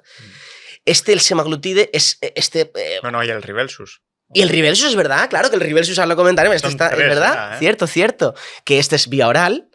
El semaglutide lo que tiene es que ahora ya no, luego comentaremos por qué, pero hasta hace un par de meses era el más eficaz que teníamos. Si el liraglutide nos llevaba a perder en torno a un 6-8% de peso, ya nos metíamos por encima del 10, 15%, algo menos del 15%. Depende mucho del estudio. Es muchísimo, En obesidad, que la gente puede pensar que eso es poco, pero eso es muchísimo. Es una barbaridad. Antes has dicho que del 5 al 10% de pérdida de peso ya consigue unos beneficios del carajo. Pues imagina, 15-20%. Sí, no. El Ozempic es el famoso fármaco que se lo ponían todas las de Hollywood. Tal cual. Que ya ha supuesto realmente pues una herramienta importante en el manejo de la obesidad, porque es lo que comentaba, si un 5% de peso ya es un objetivo, mucha gente lo despreciará, pero a nivel de salud no es nada despreciable. Si esto te hace perder un 10-15 en una inyección semanal, casi sin efectos secundarios o son muy leves y con mejoría de variables de salud, es decir, no es solo peso. Es que aquí estamos hablando de reducir infartos, reducir ictus. El Ozempic creo que tampoco ha demostrado mortalidad por todas las causas. Diría que sí mortalidad cardiovascular. ¡Ostras! Es que son hallazgos importantes. Bueno, por eso son tan famosos, ¿no? Y el último que tenemos, que ya aquí nos salimos un poco de los GLP-1, es el famoso tirzepatide. Ya la última vuelta de tuerca, ¿no? Que también parece que viene fuerte. No, este probablemente ha sido otro gran paso, porque ya... el tirzepatide lo que tiene de especial es que no es solo un análogo, no simula el efecto de GLP-1, sino que simula el efecto del GLP-1 y de otra hormona que se llama GIP. Es decir, es un análogo doble, dual, ¿vale? Tiene el efecto de dos hormonas, con lo cual es mucho más eficaz. Más potente, ¿no? Mucho más potente. ¿Qué potencia podemos decir en el tirce? En cuanto a pérdida de peso, nos llega en la dosis más alta, el estudio, digamos, principal que ha servido para como si dijésemos, vender este fármaco, es el 23% de pérdida de peso. una Se auténtica acerca barbaridad. ya a una cirugía bariátrica. Se acerca, se acerca. No, este de nuevo, o sea, este ya por primera vez es decir, ostras, ya no solo es que tenemos una pérdida significativa a nivel de salud, de peso solo, si lo quieres decir, sino es una pérdida de peso significativa para personas con obesidad mórbida. Claro, porque además hablamos de una media, ¿no? Cuando tú hablas en un estudio de 23% de pérdida de peso, hay quien pierde el 35 y hay quien pierde el 16, ¿no? Claro. Sí. La pérdida de peso hay que cogerla con pinzas, muy con pinzas. Primero porque el 23% es con la dosis más alta, ¿eh? O sea, el 22 y pico, 23, ahora no recuerdo bien, con la dosis más bajita, la dosis bajita del tirzepatide se parece mucho a lo que conseguimos con el semaglutide. Pero claro, aquí siempre hay que mirarlo con pinzas los estudios, porque si uno va directamente a ver los estudios que hay, vemos un montón de variabilidad. O sea, hay estudios en los que pierdes un 6, un 8, un 15%, ¿eso a qué se debe? Claro, hay que pensar que la eficacia que nos dan los estudios es una eficacia en condiciones de laboratorio de control total. O sea, son pacientes, ¿no?, específicos de un peso específico, de una edad específica, se les da una dieta súper controlada. Es decir, lo que miden es la eficacia. Tú sabes que cuando nos vamos al mundo real... Vida real no es lo mismo. Vida real, lo que medimos es la efectividad. Sí. Entonces, al final... hay muchas variables de por medio y no podemos extrapolar directamente el resultado, ni siquiera entre estudios. Claro. ¿Cómo puede ser que en un estudio se pierda el 6 y en otro se pierda el 12%, el doble? ¿Cuál es la eficacia real del fármaco? Pues aquí lo que está pasando es que la eficacia no depende solo del fármaco, sino depende de todo el protocolo de dieta y ejercicio que incluya ese estudio. Al final es un experimento. Sí, claro, sí. Muy importante ese apunte. De cara a su utilización, bueno, antes... Ya hay en investigación análogos triples, ¿no? Triple análogos, ¿no? Que sí. Combinan efecto GLP-1, efecto glucagón sí. Y efecto GIP, efecto GIP. Sí. No sé si tienen fecha de salida, si ya tienen algún estudio. Estudios tienen estudios. El último que yo he visto es en fase 2. Todavía fase 2 es, o sea, digamos, los estudios para comercializar un fármaco son en fase 3, que es cuando ya demuestras no solo que es seguro, sino que demuestras que es eficaz para tratar la enfermedad que quieres tratar. En fase 2, ahora no recuerdo exactamente, esto ya me queda un poco lejos de la carrera, pero en fase 2 diría que todavía se prueban en parte en individuos sanos para establecer cuáles son las dosis correctas. En menos personas, en un grupo muy reducido. Claro. Y luego quedarían los estudios en fase 4, que esto hay que recordarlo. Hablamos del Ozempic, el Mounjaro, todos estos estudios están y van a seguir estando en estudio permanente, que son los estudios en fase 4. Farmacovigilancia. Que es la farmacovigilancia post-comercialización, donde, por ejemplo, se detectan los efectos secundarios muy raros. Los efectos secundarios, tú a lo mejor para publicar un fármaco lo estudias en 10.000 personas, ya, pero cuando lo comercializas se lo pones a 1.000.000. Claro, entonces ves cosas que de otra manera no puedes ver, ¿vale? Pues yo te diría, esto me lo han dicho de la casa comercial, que el análogo triple, el primero que va a salir, que es el retatrutide, que... Nombre tiene. Sí, son graciosos. Este en principio va a salir para el año que viene o el siguiente. O sea, yo creo que en el 25-26 ya veremos estos fármacos comercializados. Y todavía vamos a añadir más peso. Creo que no mucho, pero se va a perder algo más de peso. Pero además es que se va a mejorar más la glucosa, se va a perder menos masa muscular, se va a perder sobre todo más grasa. Esto es importante. ¿Pero por qué van a perder menos masa muscular? ¿Por el efecto del análogo triple? ¿Porque esas hormonas de alguna forma protegen al músculo?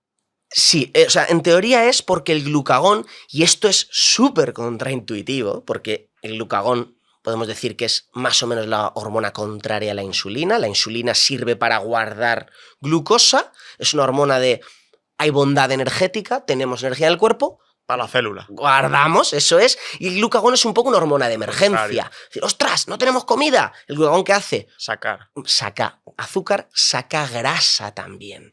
Entonces, pero sube el azúcar. Entonces uno pensaría que al mezclar un efecto GLP-1 con un efecto glucagón, estamos dando una vía y la contraria, con lo cual ese popurrí, ¿cómo acaba? Pues lo que está sucediendo es que tenemos toda la vía de potenciar la insulina, de mejorar la glucosa, mejorar el vaciado gástrico y perder peso y demás, y el glucagón no llega a aumentar la glucosa, parece que compensado por el efecto GLP-1, pero sí moviliza la grasa. Entonces, potencia la quema de grasa y permite que otros sustratos energéticos, ¿no? Pues conservamos proteínas, conservamos otras cosas, y parece que estos fármacos, sobre todo, lo que nos van a hacer es bajar peso pero mejorando la composición corporal. Vale. Entonces esto ya es, vamos, Es decir, la leche. Pensando en la fisiología, intentando entenderlo en un contexto de déficit calórico, activar glucagón y activar, bueno, era glucagón, GLP-1 y GIP, ¿no? Lo que va a hacer es dotar a las células de sustratos energéticos como grasas y carbohidratos, glucosa en este caso, para que no consuman aminoácidos en un contexto de déficit calórico, en un contexto de dieta o de dieta agresiva, y que consuman los ácidos grasos, la glucosa, y no los aminoácidos del músculo. Entonces podrían tener un efecto, ojalá. Sí, sí. Aunque siempre tiendo a pensar que sin ejercicio el efecto músculo protector no es suficiente. Pero bueno, ahora hablamos de ese punto. Bien, bueno, hemos hecho un buen repaso. En terreno práctico, ¿cómo se usan? Ya hemos dicho, vía de administración son 3, ¿no? Están 2 realmente, la oral y la inyectable. Sí, bueno, es de verdad que no hemos comentado que el Ribelsus, que es el semaglutide, Es oral. es el mismo que el Ozempic, se toma vía oral y entonces al ser oral es diario. ¿Vale? Aquí lo que sucede con el Ribelsus es que en España tampoco está aprobada para tratar la indicación de obesidad. Entonces, claro, el fármaco... Bueno, es que directamente en teoría no se puede utilizar, igual que el Trulicity en teoría no se puede utilizar para la obesidad. Es verdad que fue un uso compasivo que se llama, como por fuera de ficha técnica, previo consentimiento del paciente, se puede utilizar. Pero claro, el efecto esperable es mucho menor en pérdida de peso. Porque al final parece que el Ribelsus, el Ozempic vía oral, a dosis de 50 miligramos es igual de eficaz que a dosis de 2,4 inyectado, que es a dosis plenas, ¿no? Es el que esperamos perder en torno a un 12-15% de peso. Pero claro, las dosis máximas que tenemos en España son de 14 miligramos vía oral. Entonces, volvemos a lo de siempre, es dosis dependiente. Si no está aprobado el uso para obesidad, las dosis para conseguir una pérdida de peso significativa no las tenemos. O sea, la equivalente de 2,4 miligramos en el inyectable en Ribelsus, ¿cuánto es? 50 miligramos. Muchísimo. Claro, no sé decirte si es muchísimo o poco, porque realmente... En comparación a lo que tenemos, quiero decir, que Sí. tendrías que tomar 4 de la dosis más alta para llegar a esa dosis de 2,4. Entonces, por eso dice muchos pacientes que sienten que tiene menos efectividad, ¿no? Probablemente. Claro, al final es otro fármaco. O sea, en el fondo, estos son cuestiones ya farmacocinéticas, farmacodinámicas, de decir, bueno, tú tienes que tomarte 50 miligramos, no porque necesites más dosis, sino porque es que esos 50 miligramos es lo que va a acabar llegando a sangre la dosis eficaz. Probablemente inyectada o oral, lo que te llega a sangre es lo mismo. Pero claro, en el sentido de que yo no me preocuparía de decir, ostras, me estoy tomando 50, pues prefiero pincharme 2,4. La exposición al fármaco es la misma. Tal cual. Lo que pasa es que te tienes que tomar mucho más, porque cuando actúe el tubo digestivo y demás, pues la mitad o más de la mitad se lo va a ventilar y no te va a llegar a la sangre, claro. Pero ese es el problema. Bueno, de hecho, yo lo he utilizado con algunos pacientes, pues porque al final te lo piden. Bueno, al final tú ya sabes, la obesidad, tú que eres clínico, esto va... Un traje a medida. Es un traje a medida, y es un traje a medida que además hay que ir rehaciendo con el tiempo conforme pasan mil cosas. Entonces, pues ocasionalmente lo tenemos que utilizar, y lo que se ve es que de entrada parece que sea menos eficaz. Es cierto que yo siempre se lo digo a los pacientes, al final la eficacia depende más de lo que tú hagas. O sea, al final, lo que tú hagas con el fármaco es lo que va a marcar la eficacia. Si tú... El fármaco al final es una especie de catalizador, de ayuda para que tú hagas los deberes. Pero los deberes los podrías hacer incluso por tu cuenta. Claro. Con lo cual, atribuir toda la eficacia al fármaco, si te lo curras de verdad, a lo mejor puedes hacerlo, ¿sabes? Con uno menos eficaz. Sí.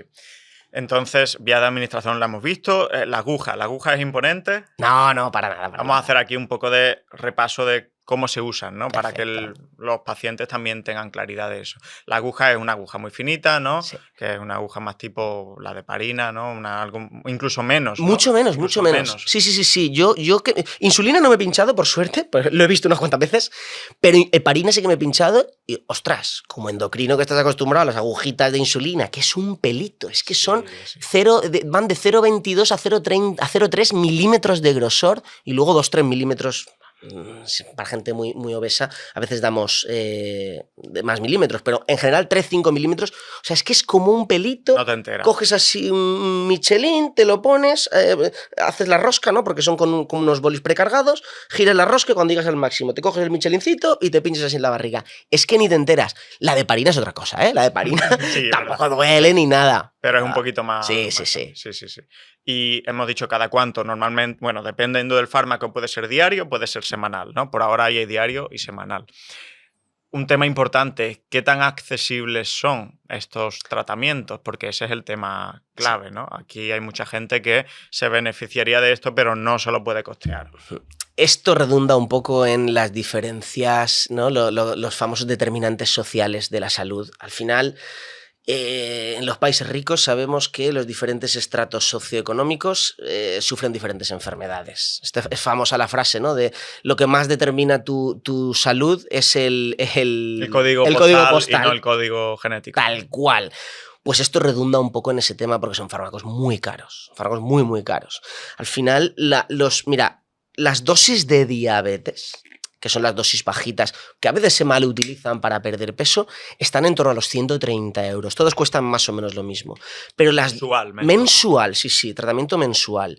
Las dosis de tratamiento para la obesidad, te diría que el más barato es el semaglutide, que son unos 180 las dosis bajas, y luego va subiendo hasta las dosis altas, que son 270. Y el Mounjaro, que es el tirzepatide, empieza ya en dosis en precios de 270 euros al mes. Las dosis bajas. Las dosis bajas, que serían en potencia equivalentes al semaglutide. Y las dosis altas, es decir, cuando ya queremos ese 20% de pérdida de peso, nos vamos a 360 euros al mes. Claro, es una pasta. Una pasta que muy poca gente puede... Y no están financiados, hay que decirlo. No están financiados y yo creo que nunca lo van a estar.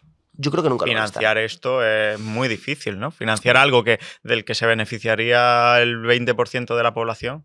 Claro, es que, bueno, el 20%, espérate. O más, ¿no? Espérate. En algunos países más. Claro, es que el último estudio, ahora no recuerdo cuál era el estudio, pero creo que es de 2023 o incluso 2024. El 60% de la población española tiene alguna alteración en el peso, sobrepeso o obesidad. Claro, obesidad probablemente estaremos en el 30-40. Es una locura. Y claro, por ficha técnica estos fármacos se pueden empezar a poner a partir de IMCs de 27. O sea, con sobrepesos asociados a alguna complicación derivada de la obesidad, porque al final la gravedad de la obesidad no solo se mide en peso. El peso es una variable, a grosso modo, yo creo que más aceptable de lo que se dice, porque al final alguien que tiene un IMC de 35, no, el IMC sirve de poco. A ver, un IMC de 35, salvo que sea Schwarzenegger y eso ya se ve. Salvo que sea un culturista. Salvo que sea culturista, ya se ve que vas a tener problemas derivados de eso. Con lo cual, probablemente, solo por peso, la gravedad ya justifique el tratamiento. Porque al final esto siempre es una balanza, ¿no? Si la gravedad de tu problema es tal que el fármaco te va a dar más beneficios que contraindicaciones, te vale la pena tomártelo. Claro, esta balanza en favor de tomar el fármaco puede empezar con un paciente con IMC de 27 y que sea hipertenso y lipémico. Claro. Pues eso, a lo que vamos al final es que habría muchísima gente a la que se le podría justificadamente poner el fármaco. Y esto no es asumible por ningún sistema de salud público. No es asumible en términos de pasta, básicamente. Para mí, y esto lo he comentado otras veces, sería equivalente a prohibir el tabaco. Si tú prohíbes el tabaco, eso va a mejorar la salud de la población. Vamos, increíble. Pero sería como... es una forma de dar un préstamo hacia el futuro. O sea, dejar de recaudar todos esos impuestos a corto plazo no te lo puedes permitir.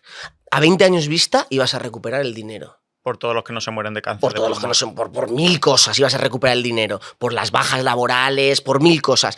Pero eso significa que tú tienes que hacerte un préstamo a tu yo futuro. Al estado del futuro. Ese es el gran problema de la política. Tal cual. Que los préstamos son a muy largo plazo y realmente queremos retorno ya, porque somos ambiciosos e inmediatos, ¿no? Claro. Sí, un buen tema, ¿eh? Pero bueno, básicamente que son caros. Resumen, son muy caros. Sí. Y bueno, quien se lo pueda costear se beneficiará de su efecto y quien no, pues no. Y eso es un drama, pero es un drama real y que hay que poner sobre la mesa. Sí. Hemos dicho que se acercan a la cirugía bariátrica en efectividad. ¿Crees que en algún momento estos fármacos van a superar o desbancar la cirugía bariátrica? O sea, ¿crees que los cirujanos bariátricos deberían de tenerle recelo a estos fármacos?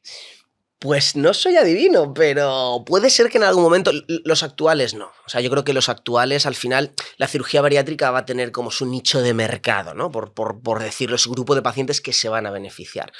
Piensa que al final Una bariátrica, un bypass te pierden 30-35% o más, un bypass gástrico, una gastrectomía en manga, el famoso sleeve, te pierden a lo mejor un 25-30%, y esto, las dosis máximas te pierden un 20 y pico. Claro, estamos un escaloncito por debajo. Entonces, claro, siempre va a haber pacientes con obesidad supermórbida, esos IMCs mayores de 50, que se van a beneficiar de la bariátrica.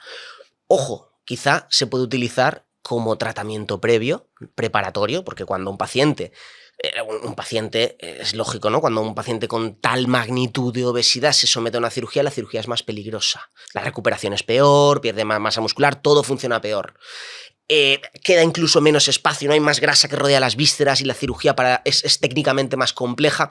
Esto ya lo sabemos de hace tiempo, que perder 10-15 kilos antes de la cirugía la facilita mucho. Claro. Entonces, a lo mejor, quién sabe si estos fármacos van a decir, oye, pues fíjate cómo empezó el sleeve. El sleeve gastrectomy se empezó como una cirugía preparatoria a pacientes que tenían una obesidad increíble. Luego se vio que era efectiva por su cuenta y dijeron, no, pues es que a la mitad de estos pacientes al final no les hacemos una segunda cirugía. Pues a lo mejor ocupan este nicho los Porque fármacos. la continuaban o la pretendían continuar con un bypass. Eso es, se hacía como paso previo. Primera parte. Claro, paciente de 230 kilos, que los hay. Vale, vamos a hacerle primero una cirugía más sencilla, menos agresiva, para que pierda 50-60 kilos. Y luego, pero con 50-60 no hacemos nada. Luego le sometemos a una segunda cirugía más segura, para que la cirugía más radical, para que acabe de perder el peso. Pues ¿quién te dice que estos fármacos no ocupan ese hueco? Y dices, oye, vamos a darlos a la gente con superobesidad para prepararlos para bariátrica, y luego a lo mejor muchos se quedan en el camino y ya nos libramos de la cirugía. Sería el sweet spot, ¿no? Donde los fármacos y los cirujanos se encuentran, ¿no? Y al final todos colaboramos. Estaría bien. Aquí el punto es cómo van a tener, o sea, cómo va a comportarse esto a largo plazo. Porque claro, la cirugía bariátrica, la frase, ¿no? Cuando le tiramos flores a la bariátrica, que va muy bien para quien la necesita, es que no es la técnica que se ha demostrado más eficaz para tratar la obesidad mórbida, sino es que es la técnica que se ha demostrado más eficaz para tratar la obesidad mórbida a largo plazo. Que eso es realmente el único objetivo de perder peso. Sí, claro. El objetivo médico es el largo plazo, siempre. Es único. Entonces, claro, estos fármacos normalmente intentaremos retirarlos y habrá algo de efecto rebote que si quieres luego lo comentamos. Pero incluso en el que los mantenga de por vida, ¿va a tener el mismo efecto a 20 años vista? Siguiendo con el fármaco, gastándote 300 euros al mes. Claro, a lo mejor hay casos en los que yo creo que seguirá quedando hueco para la bariátrica. Claro. Sí, lo ideal sería que ese fármaco, como tú decías, fuera un catalizador de un cambio de hábitos y que llegado el momento se pueda soltar el fármaco y decir, he cambiado mis hábitos, soy una persona diferente, hago las cosas diferentes y ya no lo voy a soltar esto y puedo dejar de tomar el fármaco. Pero eso no es tan fácil. Eso no es tan fácil muchas veces. Sí. Vamos a hablar de efectos secundarios. ¿Cuáles son los más frecuentes y menos graves? Pues mira, por suerte, los más frecuentes, como dices, son menos graves y principalmente son digestivos. Al final son los efectos derivados del retraso del vaciamiento gástrico. Por eso te comentaba antes, ¿son efectos primarios o secundarios? Porque al final te provocan un poquito de náuseas, un poquito de ardor. Hay a quien le provocan, puede tanto estreñimiento como diarrea, se ven de los dos efectos. Básicamente molestias gástricas leves y que además mejoran con el tiempo. Precisamente por eso titulamos dosis, ¿no? Empezamos con dosis bajitas, al mes aumentamos, porque con eso minimizamos los efectos secundarios. Pero aquí la cuestión es, ¿esos son efectos secundarios? Porque en algunos subanálisis de estudios, lo que se ha visto es que los pacientes con más náuseas perdían más peso. ¡Ostras! ¿Es efecto secundario o es primario? Claro, si realmente la raíz de la pérdida de peso o la más importante es el retraso del vaciado gástrico, pues lo que te da por un lado te lo quita por el otro. Te da un poquito de náuseas, pero te quita el peso, ¿sabes? Claro. Sí, la percepción del paciente es que son efectos secundarios, pero realmente son efectos derivados de la acción primaria del fármaco, es decir, del beneficio que te genera el fármaco en el sistema digestivo. Si se vacía el estómago de forma más lenta y más progresiva y tú comes y sigues comiendo, pues va a haber una distensión gástrica, un malestar, puede llegar a haber vómitos si sigues comiendo, claro. Puede llegar a haber diarrea por diferentes reflejos, puede llegar a haber dolor de barriga, y eso es lo que muchos pacientes, náuseas por supuesto, muchos pacientes pues no toleran bien. ¿Y cuáles son los más graves y menos frecuentes, si los hay? Sí, los hay un poco con pinzas. En teoría son fármacos súper limpios. Me ha gustado la palabra que decías, ¿no? Es un mecanismo muy elegante el del GLP-1 y en teoría no hay grandes efectos secundarios más allá de que te pueda dar una alergia. Una alergia le puede dar a cualquiera. Hay efectos secundarios graves teóricos que quizás son más miedo y precaución. Cuando sacamos una nueva línea de fármacos, lo primero es, uy, sí, todo pinta muy bonito, pero estamos como esperando, a ver, ya saldrá, ¿no? Como con todos los fármacos anteriores, ya caerá que resulta que provoca un cáncer o provoca no sé qué.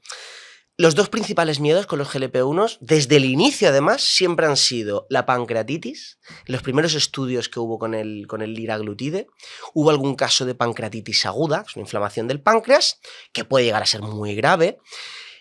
Luego no se ha acabado de demostrar que hubiera un efecto causal, ¿vale? Es decir, cuando haces un estudio y analizas a 5.000 personas les das un fármaco y 5.000 personas les das placebo, hay pancreatitis. Y más si son pacientes con obesidad, son pacientes que pierden peso y la pérdida de peso acelerada provoca litiasis en la vesícula y alguna de esas piedras puede pasar al páncreas y hacerte una pancreatitis. Es decir, es esperable que haya alguna pancreatitis y las hubo.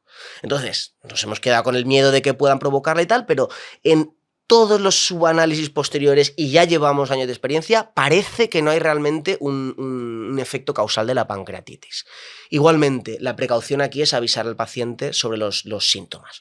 Un dolor abdominal muy fuerte, como en la boca del estómago, ¿no? En el epigastrio que se te va hacia atrás. Bueno, es una precaución que hay que tener, ¿vale? Pero es más teórica que práctica. Y luego el otro efecto secundario grave, también teórico, es el famoso carcinoma medular de tiroides. El tiroides no está compuesto por un grupo de células únicas, hay las células foliculares que son las que fabrican hormonas y luego están las células medulares. Entonces estas células tienen receptores de GLP-1. Y se vio en estudios en ratas que al darles dosis suprafisiológicas, al final GLP-1 que damos, el efecto que provocamos es un efecto más potente que en condiciones naturales. Pues se vio que había, creo que no era ni siquiera cáncer, no recuerdo si en algún subanálisis sí que había, pero era un crecimiento anómalo de esas células, ¿no? Se llama el carcinoma medular de tiroides, que es un cáncer en esas células específicas del tiroides, en ratas. Entonces, claro, ostras, no vaya a ser que esto pase en humanos. Pero no se vio realmente en los estudios clínicos, ¿no? No se vio en ningún estudio clínico, se ha podido comprobar que esto suceda en humanos. Al final, las ratas están muy bien y podemos extrapolar, sobre todo extrapolamos a nivel de precaución, pero luego, si nos acaba de confirmar, pues nada. Igualmente, la precaución en este punto. Hay unos síndromes genéticos hereditarios, que es el carcinoma medular de tiroides hereditario lo que llamamos el MEN2, neoplasia endocrina múltiple. Es un síndrome, es un grupo de cánceres hereditarios, entre los cuales puede aparecer el carcinoma medular de tiroides. Entonces, en estos pacientes está contraindicado. Por precaución no damos estos fármacos. O si has tenido un antecedente también de un carcinoma medular de tiroides, aunque no sea familiar. Claro, son cánceres muy raros, muy raros. En comparación al resto de cánceres de tiroides que son frecuentes, estos son rarísimos, con lo cual sería una anomalía encontrarse un paciente con este tipo de problema. Estos son así como los más llamativos, ¿no? Porque son dos enfermedades graves. Luego parece que también puede haber problemas a nivel renal, que puede hacer daño renal. Lo mismo, no se ha acabado de encontrar que hay una relación causal. Y luego, y este sí que es importante, pero más en el subgrupo de pacientes con diabetes, el tema de los bajones de azúcar. Hemos dicho que el magnífico efecto de los GLP-1 es mediado por la glucosa, con lo cual, aunque tienda a bajar la glucosa, nunca te va a provocar un bajón de azúcar porque solo baja glucosa si hay glucosa. Claro, el problema está con un paciente con diabetes que ya toma otros fármacos y tú le empiezas un GLP-1, la potencia global del tratamiento sí que puede provocar un bajón de azúcar. Entonces, un paciente que lleva insulina, que lleva una sulfonilurea y tú le añades un GLP-1, sí que le podías provocar un bajón de azúcar, ¿vale? Aquí la precaución es reducirle el resto de fármacos porque tú sabes que ya va a bajarle el azúcar el propio GLP-1. Y de los graves, yo creo que estos son los más importantes, que como te digo, son más teóricos y sobre todo tenerlos aquí a nivel de farmacovigilancia, ¿no? Ya lo veremos. ¿Generan una pérdida de masa muscular? Sí. Pero esto no te sé decir si, y seguramente no existe ningún estudio comparativo, si la pérdida de masa muscular, quizá tú conoces, porque toda pérdida de peso, si no se acompaña de un buen ejercicio de fuerza, una buena carga de proteínas, la pérdida de peso, esto que no se engañe la gente, tiene efectos secundarios, la propia pérdida de peso genera pérdida de masa muscular. Y si no lo haces bien, todavía más. Entonces, claro, los GLP-1 no iban a ser menos. Cualquier GLP-1 te provoca pérdida. Sí, que no sabes si el efecto es atribuible a la pérdida de peso que te generan el GLP-1, que es mucha, o si es atribuible al propio GLP-1, Claro. que realmente tiene más sentido fisiológico que sea lo primero, es decir, que sea la propia pérdida de peso. Pero claro, también es importante decirle al paciente que va a perder mucho peso con esto y que tiene que entrenar. Es que si no, al final va a perder músculo. Pero igual que si comiera pepino, sí, hiciera la dieta del pepino o hiciera cualquier tipo de dieta extrema, sí. Pero tienes que entrenar, porque si no, la pérdida de músculo ya sabemos que aumenta el efecto rebote a largo plazo, ¿no? Que esa sería la otra gran pregunta. ¿Qué ocurre cuando se deja el fármaco? Y tú me dirás, no hay muchos estudios, pero sí tienes tu experiencia clínica. Y tú sabes lo que ocurre cuando un paciente que lleva 2 años tomando el fármaco lo deja. ¿Qué ocurre? Claro, fíjate, yo aquí creo que soy un poco privilegiado porque sí que hay algún estudio, pero yo creo que mis pacientes reganan menos, también aquí me estoy tirando flores, ¿no? Que la media. Claro, subjetivamente, pero porque yo quizá tengo una forma un poco peculiar, o sea, yo ya te digo que mi forma de utilizar los fármacos, y si no me admiten que les suelte una hora de chapa previa al paciente, es que no se lo receto. Yo, el paquete obligatorio de decir, mira, el fármaco no te va a ayudar a perder, o sea, no va a hacer que pierdas peso. El fármaco es como los planos de la casa, como el martillo. Pero construir la casa te la tienes que construir tú. Si tú piensas que vas a utilizar el fármaco para a modo de fuerza bruta, ¿no? Ah, mira qué bien, me lo pincho, no tengo ningún efecto, o sea, tengo menos apetito, como menos, genial, pierdo peso. Y luego lo dejo. Ahí vas a recuperarlo. El fármaco es la plataforma sobre la cual tú construyes nuevos hábitos. Aprendes una nueva forma de comprar, metes ejercicio en tu rutina y lo fijas en el calendario, aprendes una nueva forma de celebrar, aprendes nuevas recetas de cocina. Si tú utilizas el fármaco para todo eso, tú luego podrás sostener una pérdida de peso a largo plazo mucho mejor, ¿vale? Si lo utilizas por la fuerza bruta, ni de broma. Y claro, aquí queda la duda de qué es lo que sucede en los estudios, porque los estudios nos dicen que más de la mitad de la gente recuperan 2/3 del peso que pierden en menos de un año. Es decir, si tú has perdido 20 kilos, vas a ganar 15 kilos. Vas a ganar 15 kilos en el primer año. Claro, imagínate el nivel de frustración. Y eso lo he visto, por supuesto, lo veo con relativa frecuencia, porque sobre todo es muy frustrante, ¿no? La gente se gasta una pasta, viene a las consultas, intentan hacer las cosas más o menos. Por desgracia, muchas veces cuando ven o mueren de éxito o mueren de fracaso, ¿no? Hay pacientes que dejan de venirte a la consulta porque han abandonado el tratamiento y tú ya no lo sabes, y al revés, pacientes que dejan de venir porque precisamente han ido las cosas muy bien y luego te vuelven al año, a los 2 años, un poco menos que llorando, es que perdí 20 y he recuperado 15, otra vez igual, es que claro. ¿Qué has cambiado? No, es que Antonio no te hice caso, tenías razón, claro, no cambié esto, no cambié lo otro, es que ha sido el verano, luego han sido las navidades, luego han sido... Claro, es que el fármaco no cura agosto ni cura las navidades. Las navidades no se curan con medicación ni con cirugía. El fármaco ni ningún fármaco cambia tu estilo de vida. Tal cual. Y lo que sí que te ayuda, porque yo soy muy de... A mí me gusta mucho la ciencia conductual, todo esto que hemos hablado antes de la impulsividad y todo esto, me encanta y lo utilizo mucho porque es que es lo que mejor resultados subjetivamente me da. Entonces, yo el fármaco tiene un montón de efectos, ya lo hemos comentado, pero a mí sobre todo me gusta y quiero que el paciente lo entienda, que es como un catalizador del cambio de hábitos. Esto te va a facilitar el cambio de conducta. Pero el cambio de conducta es que incluso lo puedes hacer por tu cuenta. Te va a costar más, pero lo podrías hacer. A mí me recuerda mucho a cuando los chavales jóvenes empiezan a tomar proteína y empiezan a entrenar muy fuerte en el gimnasio. Realmente lo que le va a construir músculo es el entrenar fuerte, pero están motivados porque se están tomando la proteína y se piensan que eso va a ser la clave. Aquí pasa un poco ese efecto aura, ¿no? Que un paciente empieza a tomar algo que le ayuda, que ve que tiene cambios positivos en su día a día, que le ve que le sacia mucho, y eso tiene un efecto aura que te hace que te comportes mejor en otros aspectos, que entrenes más, que te muevas más, que comas mejor, que comas más verdura, que comas más fruta.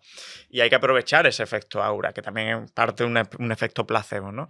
Entonces, sin duda, pero claro, al final, si no cambias tus hábitos, pues cuando no esté ese freno a la ingesta, que es el fármaco, vas a volver a tu patrón de ingesta anterior o incluso más, porque si has perdido masa muscular, ese adipostato y bueno, ese set point muscular hace que puedas incluso tener más apetito y comer más, ¿no? Entonces, a veces la reganancia viene de que se ha alterado nuestra fisiología en la pérdida de peso y ahora después, cuando ya no tenemos ese freno del fármaco, tienes más apetencia, tienes más apetito, gastas menos energía porque has perdido masa muscular, ¿no? Bueno, esa es la verdadera catástrofe, ¿eh? O sea, la gente que...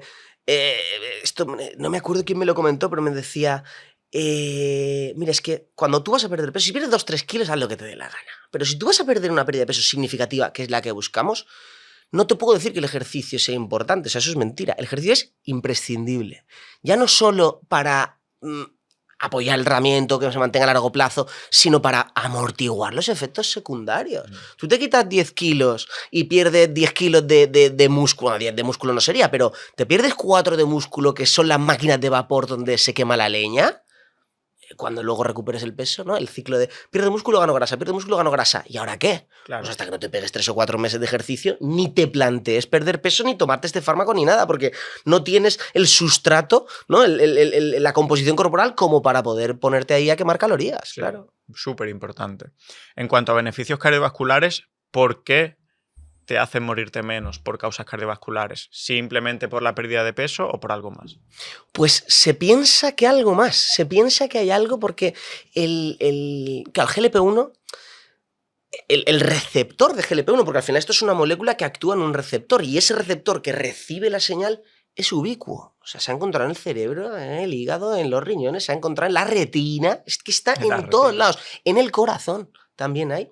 Y parece que tiene, no te sabría decir exactamente, pero tiene algún efecto directo cardioprotector, además de por la propia pérdida de peso. Hay como, o sea, la hipótesis es que hay una parte de pérdida de peso, que hay otra parte de mejoría de la insulinresistencia, que hay una parte de reducción de la inflamación, que hay una parte de reducción de la propia glucosa, ¿no? Con efectos oxidantes y demás. Pero luego también hay un efecto cardioprotector directo. No se sabe exactamente, al menos yo no lo sé, pero actúa directamente también en el corazón. Sí, sí. Se investigará y se sabrá, seguro. El hígado graso, ahora que se llama, creo que ha cambiado, ¿no? A MALD, ¿no? Metabolic Associated Liver Disease. Bueno, han cambiado la terminología un poco. Pero bueno, ¿cómo afecta estos fármacos al hígado graso? Pues un poco lo mismo. Reduciendo, claro, cuando tú pierdes peso y mejoras metabólicamente... hay que pensar que todo esto que estamos comentando forma parte del síndrome metabólico, ¿no? El famoso síndrome X, que la hipertensión, la dislipemia, el HDL bajo, el LDL alto, el colesterol, el hígado graso. Todo esto, el núcleo de todo esto es la insulinresistencia. Y la insulinresistencia, a su vez, está mediada por el exceso de peso, más que peso, exceso de grasa. Claro, si tú tienes un fármaco que mejora todo el metabolismo de los hidratos de carbono de lleno, tanto más insulina como la que funcione mejor. Además te hace perder peso, te mejora no sé cuántos parámetros metabólicos en general. Claro, pues es que actúa de lleno en la raíz. El hígado graso mejora solo. A nivel de hígado no sabría decirte si hay alguna cosa específicamente, pero lo que sí que se ha visto es que mejora tanto los acúmulos de grasa, o sea, reduce la grasa por ecografía. Hay estudios que la ecogenicidad inicial es X y cuando pasan 3 meses se mira la grasa y ha mejorado no sé cuántos puntos. Y luego también mejora a nivel enzimático. Sabes que el hígado, digamos, podemos mirarlo físicamente mediante ecografía, qué color tiene, en función del color tiene más o menos grasa, pero luego podemos mirar las enzimas que deja en la sangre, también las reduce, es decir, parece que reduce una parte también inflamatoria, porque el hígado graso no es puro acúmulo de grasa, sino que hay una parte inflamación, pues mejora las dos vertientes. Aquí no sabría decirte si directamente o es todo, ¿no?, de tratar la raíz del problema, que básicamente es la insulinresistencia. Bien. ¿Hay diferencias en la efectividad entre grupos de edad? Es decir, ¿es más efectivo el fármaco en pacientes de 40 a 60 que de 60 a 80? No sé si sabe algo de eso. Sí, esto clarísimo, hay muchas diferencias, pero esto es un poco, esto redunda en lo de siempre, ¿eh? Tanto en seguramente con las dietas habituales, pero desde luego la bariátrica, y yo te diría que casi cualquier tratamiento que apliques siempre es más eficaz en personas más jóvenes. Aquí ves, por ejemplo, no se ha visto diferencia a nivel de sexos, pero sí que se ha visto diferencias a nivel de edad. Lo mismo que en función del peso inicial. Cuanto mayor sea tu peso inicial, más kilos pierdes. Lo mismo que pasa con la diabetes. Cuanto peor sea tu control, es decir, cuanto más alta sea tu azúcar, más te baja con estos fármacos. Y con la edad sucede lo mismo. Las curvas son calcadas a lo que sucede con la bariátrica. A partir de los 60, por ejemplo, la eficacia disminuye. ¿Y esto se debe a, bueno, cosas biológicas de la persona más añosa o a cosas conductuales? ¿A qué crees que se debe? Yo creo que es un mix. Yo creo que seguramente en parte se deba a la propia composición corporal, ¿no? Claro. La fisiología humana, con los años vamos perdiendo masa muscular y vamos ganando grasa. Incluso, tanto es así que personas de 70, 80 años, su IMC saludable es 26. Y su composición grasa saludable es un poquito más de la media. Y cuando digo saludable digo que se mueren menos. Sí. ¿No?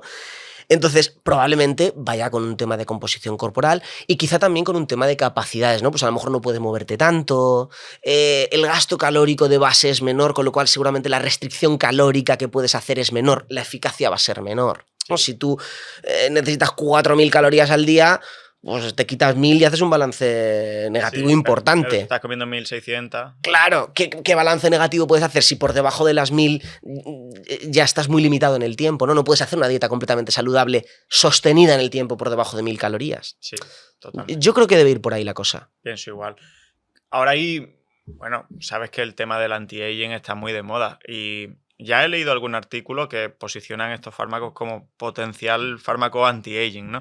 ¿Tú crees que llegará el momento en el que se meta en este mundo los GLP-1?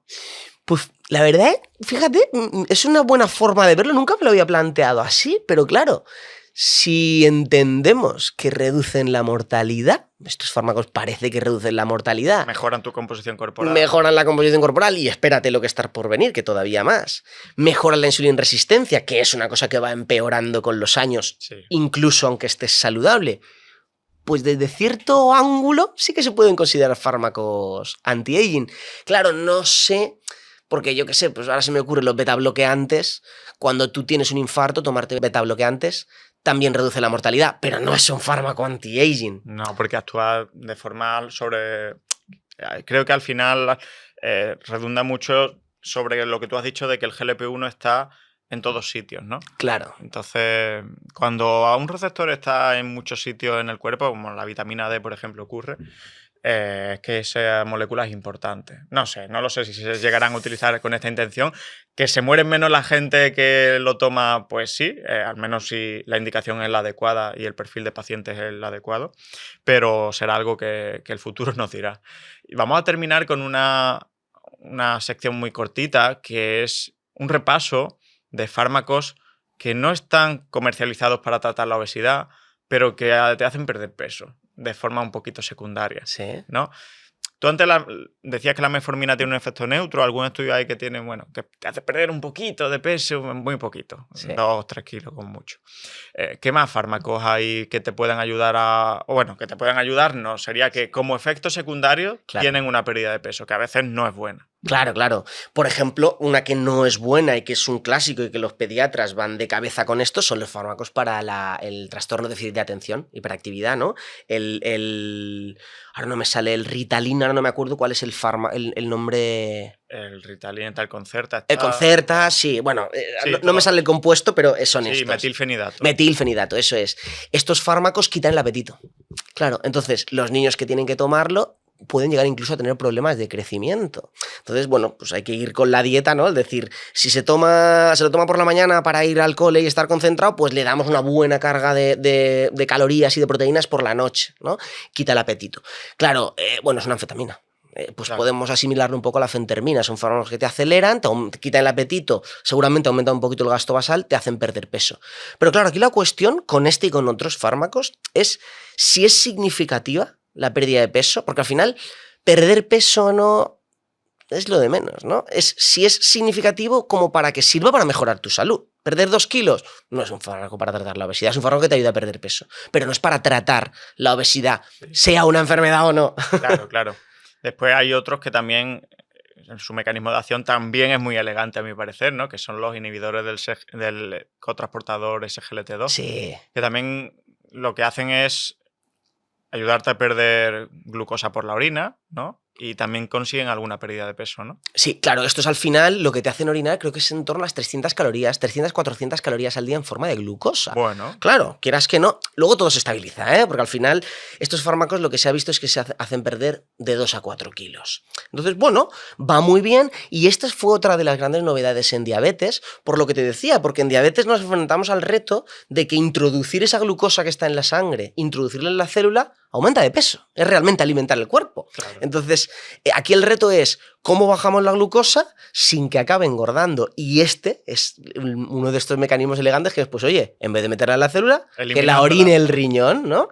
Esto, pues esto, te hace perder unos kilos, no está aprobado como tratamiento para la obesidad, no creo que llegue a utilizarse como una indicación, digamos, estricta para la obesidad. En el contexto de diabetes nos viene muy bien, sobre todo porque la mayoría de los pacientes con diabetes tipo 2 tienen obesidad, con lo cual, en ese contexto clínico van geniales. Puramente para la obesidad... No llegan a esa potencia, lo que tú dices, no llegan a esa potencia. Claro. Después, por ejemplo, la levotiroxina, cuando nos pasamos de dosis, también nos pueden hacer perder peso, ¿no? Sí, pero esto ya es... Eso. Esto sería negligencia casi, Sí. Que ya lo hemos comentado, antes se hacía. Al final, la hormona tiroidea es una hormona catabólica. La hormona tiroidea lo que se dedica es a decirle a los tejidos y órganos a qué velocidad tienen que ir. Claro. Se hace también de forma negligente en el mundo del fitness, por ejemplo, para perder peso. Ni lo sabía. Sí. O sea, pues fíjate. Esa hormona tiroidea para perder peso en fases de definición, tal. ¡Ostras! Al final es, bueno, pues con los riesgos que tiene asociados, ¿no? Después la fluoxetina también se utilizaba, ¿no? Sí, la fluoxetina se utilizaba. La fluoxetina es un antidepresivo y se utiliza sobre todo, yo creo que los psicólogos la siguen utilizando, los psiquiatras, perdón, lo siguen utilizando, es por un tema de la ansiedad por la comida, ¿no? Lo que llaman el hambre emocional o cuando está relacionado, sí, con una ingesta impulsiva. Entonces, la fluoxetina incluso yo creo que formó parte, a mí no me ha llegado, pero yo creo que formó parte del arsenal de tratamiento directo para la obesidad hace años, y es cierto que ayuda a perder, pues eso, otros 3 o 4 kilos. Lo que pasa es que con la fluoxetina sí que se ha visto que luego el mecanismo ese se regula a la baja y enseguida se recuperan. O sea, el efecto es a corto plazo. Entonces, claro, pierdes 3-4 kilos y te dura 6 meses, pues forma parte de esos tratamientos del gurú de cabecera, ¿no? De la operación bikini, pero no del tratamiento médico. Claro. Sí. Y aquí vemos por qué, digamos, tienen tanta relevancia actualmente los análogos del GLP-1, ¿no? Porque son los más efectivos, pero de cajón. O sea, de lejos son los más efectivos si lo comparamos con todo lo que hay el resto. Bueno, Antonio, pues vamos llegando al final. Llevamos 1 hora 45 hablando de cosas de endocrinos y que espero que haya sido de utilidad también para el público general y para gente que, bueno, que ya sea personas que tienen obesidad o personas que quieren aprender de esto o profesionales sanitarios, que seguro que les va a servir de muchísima ayuda. Así que gracias por explicarlo con tanta pasión y tan bien, de verdad. ¿Ha estado bien? ¿Ha estado cómodo? Ha estado genial, de verdad. Muchísimas gracias por la invitación, porque es un placer siempre hablar contigo y vamos, cuando quieras aquí me tienes y más para tratar temas tan interesantes y de actualidad, en realidad. Totalmente. Bueno, chicos, pues nada, ha sido un placer. Muchísimas gracias por vuestro apoyo. Nos vemos en el siguiente episodio de Mejor que Ayer. Un fuerte abrazo y a seguir empoderando.